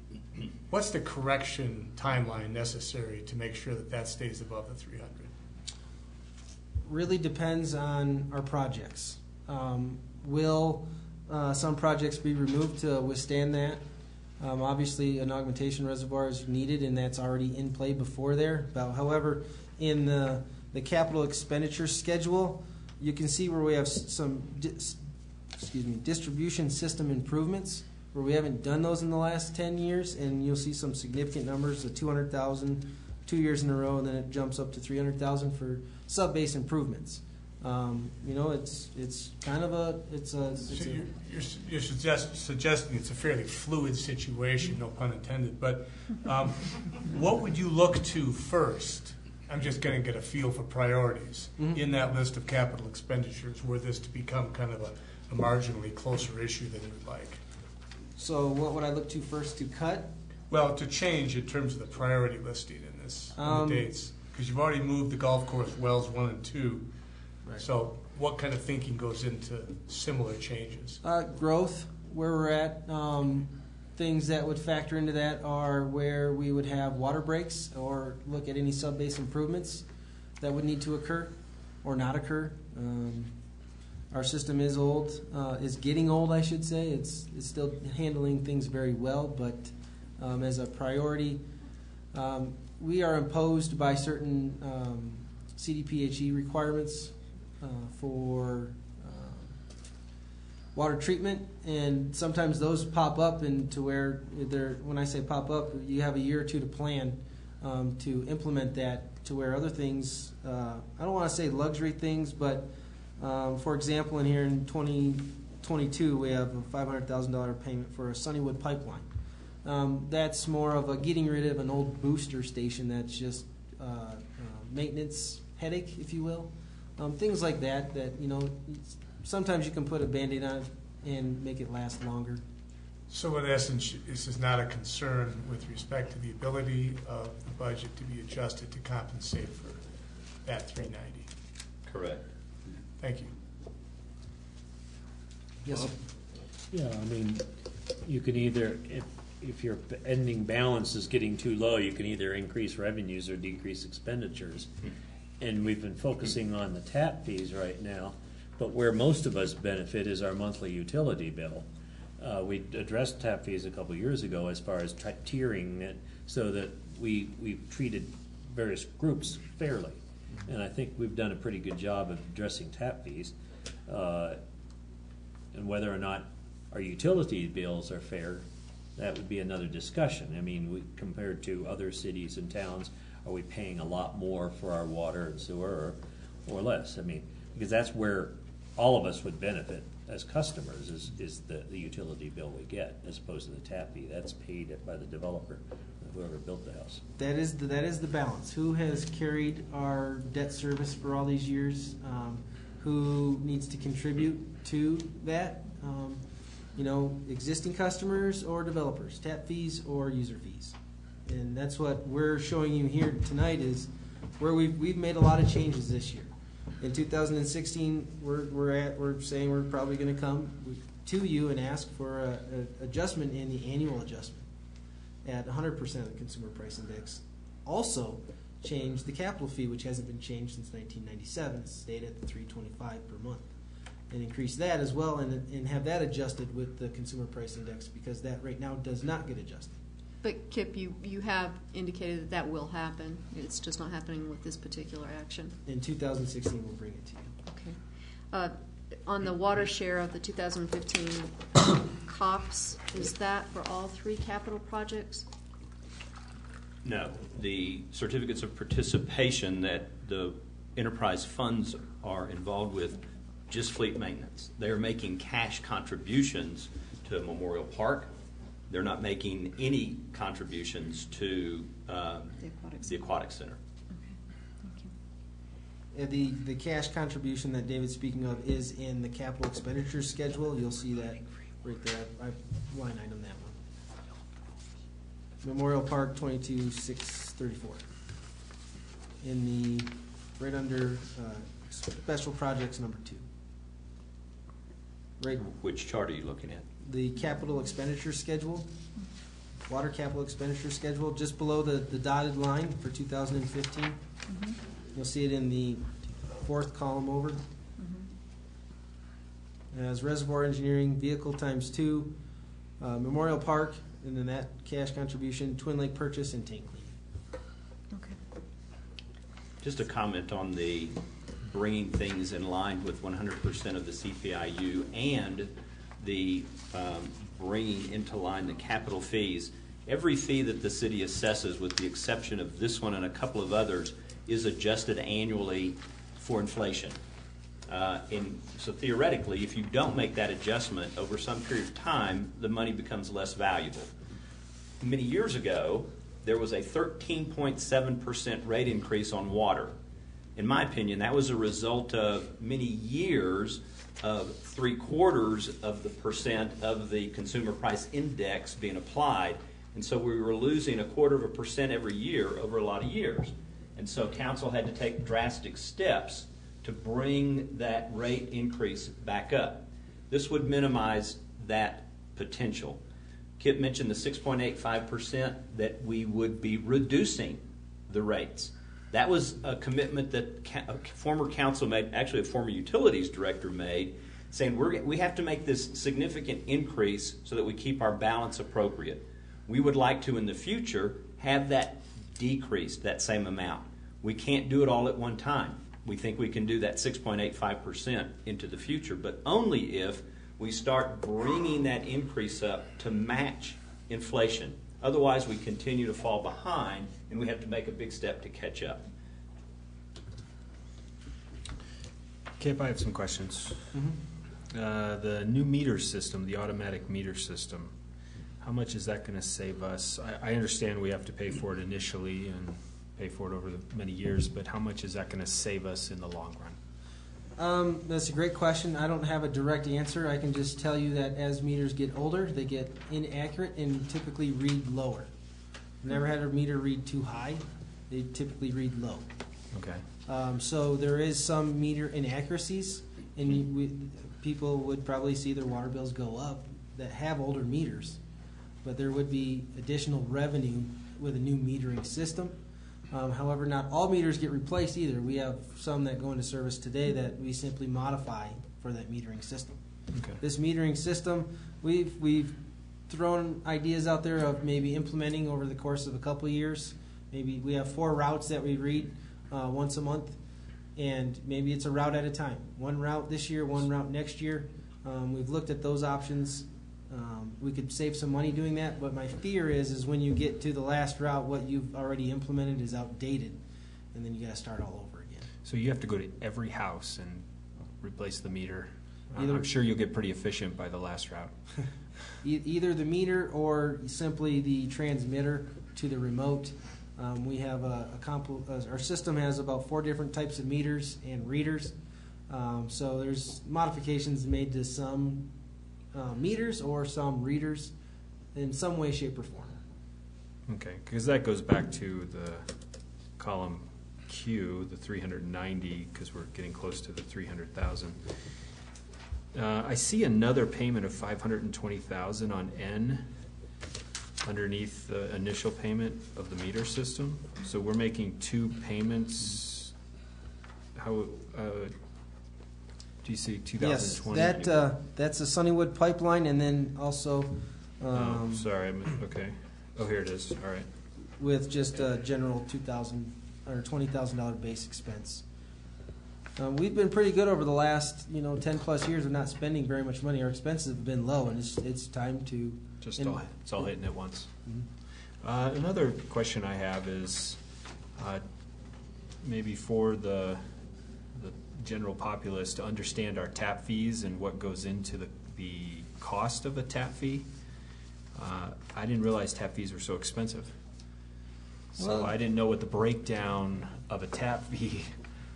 I mean, I've had people come to me and say, gosh, I'm getting this building, the tap fee is amazing. I can't believe how much the tap fee is, and I couldn't explain it to them. The analogy I like to use is I'm just going to, a tier 2 tap for a single family home is around $17,000. If you were to go build out in the county and put in a well and septic, you'd be way over that. And we're providing this service, reliable service. What are you providing? We're digging a trench to the house. What are we doing? We're providing water for a lifetime and wastewater services for a lifetime. Yeah, the What's thing the that you physical always say is aspect? you're The buying physical. into the system. You're you're buying into the into it. infrastructure Okay.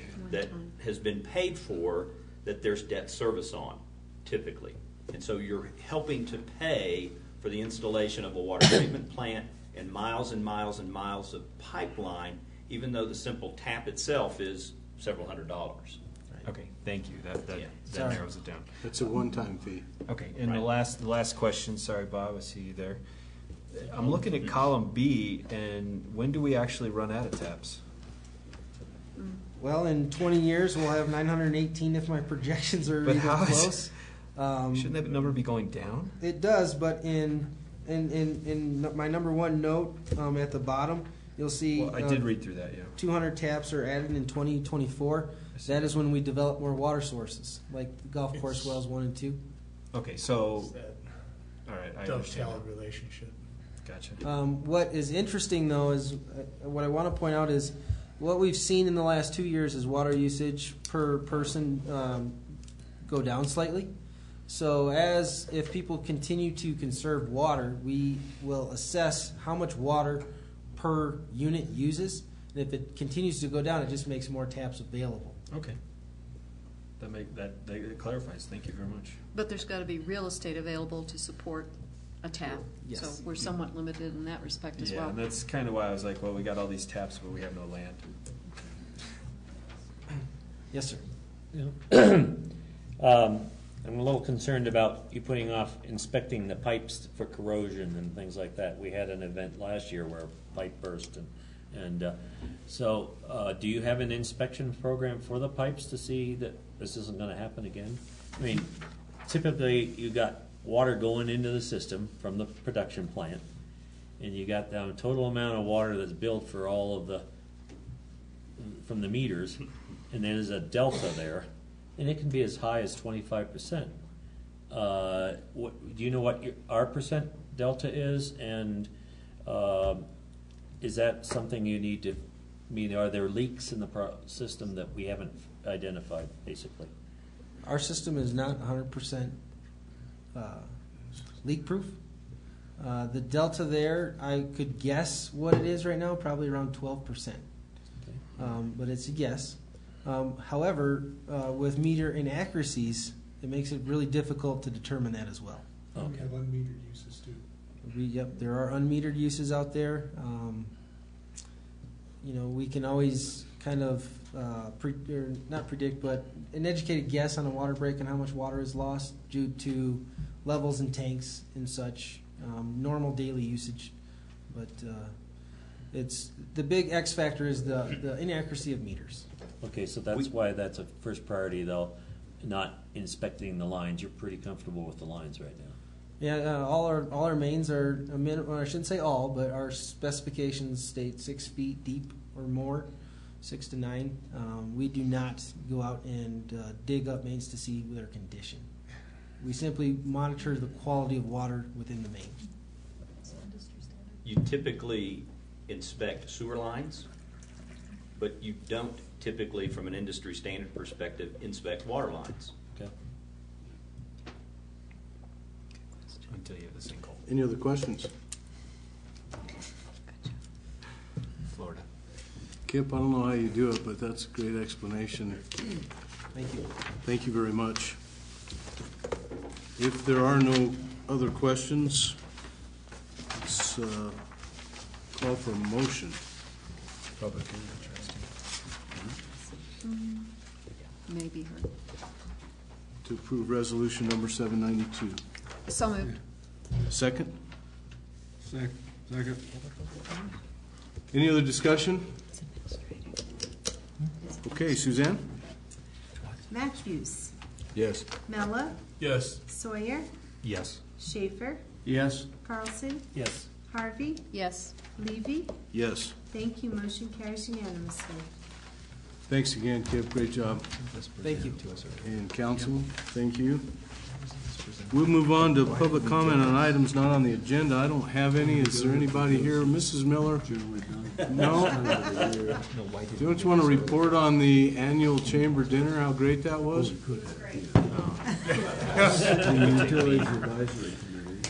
Okay. Then the mayor goes next, and I think we'll have some report from Bill and Brian, yes or no, on... Bill will be happy to give a quick update on the DOLA brief. Would you start with that, because you're better at it than I am. Let me just start by saying this. Everybody knows that how experienced Bill was, and I only got to see 2 presentations, and the first guy kind of hemmed and hawed and not very positive, and questions kind of the same way, 15 minutes, and I'm thinking, oh my gosh. And here comes Bill, and he just kind of took over, had the answer to everything, right, Brian? Yeah. I mean, it was impressive. So great job, Bill. It was impressive. Well, thank you, sir. Mr. Mello, welcome. Thank you. Thanks, Bill. You may not be aware, but the rest of you are, that we're hoping to expand our fleet maintenance shop this year. We have applied for a Mineral Energy Impact Grant in the amount of $874,000, and had the privilege the other day to go up and do a presentation to DOLA about the need and show them the desperate need we need for that fleet shop. So we did make that presentation. We should hear by the end of the month, if not sooner, whether we'll be awarded that amount for that facility. So, I want to acknowledge Brian Fleer also in this whole process did the grant writing with a lot of help from Bill. So it was a double effort, but they suggested to us one presentation. And Bill has the passion behind the fleet maintenance and the understanding of the real need. So that was the decision was made to have Bill make that presentation, and it went very well from all I've heard. and Brian pursued that grant. He knows about that program, did the coordination, prepared all the documentations. Thank you. It was impressive. The guy in charge was asking the first guy the questions, and then Bill got up and he took control and he asked the people if they had any questions. It was really good, fun to watch. Okay, I just have a couple of announcements. Saturday, March 28th, 7th Annual Wild Whiskers Dinner and Auction for T-Crass, Teller County Regional Animal Shelter. It's at Shining Mountain Golf Course, and 686-7707 for information and tickets. And the next announcement, I'm proud to say, Thursday, April 2nd, Chamber Lunch and Learn, Alzheimer's Roundtable presented, it says here, I'm reading verbatim, by the lovely and remarkably talented Paula Levy from Daybreak, an adult day program. If any of you know my wife, her passion in life is Alzheimer's and dementia and taking care of older folks, and I got to say she does it well, and that's a great roundtable discussion that most of us have older folks, parents or whatever that have some kind of dementia, Alzheimer's, whatever. So if you're interested, call Deb 687-9885. And that's all I've got today. And council reports. Nothing? Last time we met, we had an update on the status of the aquatic project, and on our side, we have identified about 60 foundations that give grants, and we've divvied up these packages to our group, and we'll start making calls in early April and submitting grants and stuff like that. So we should be well along in the process next month.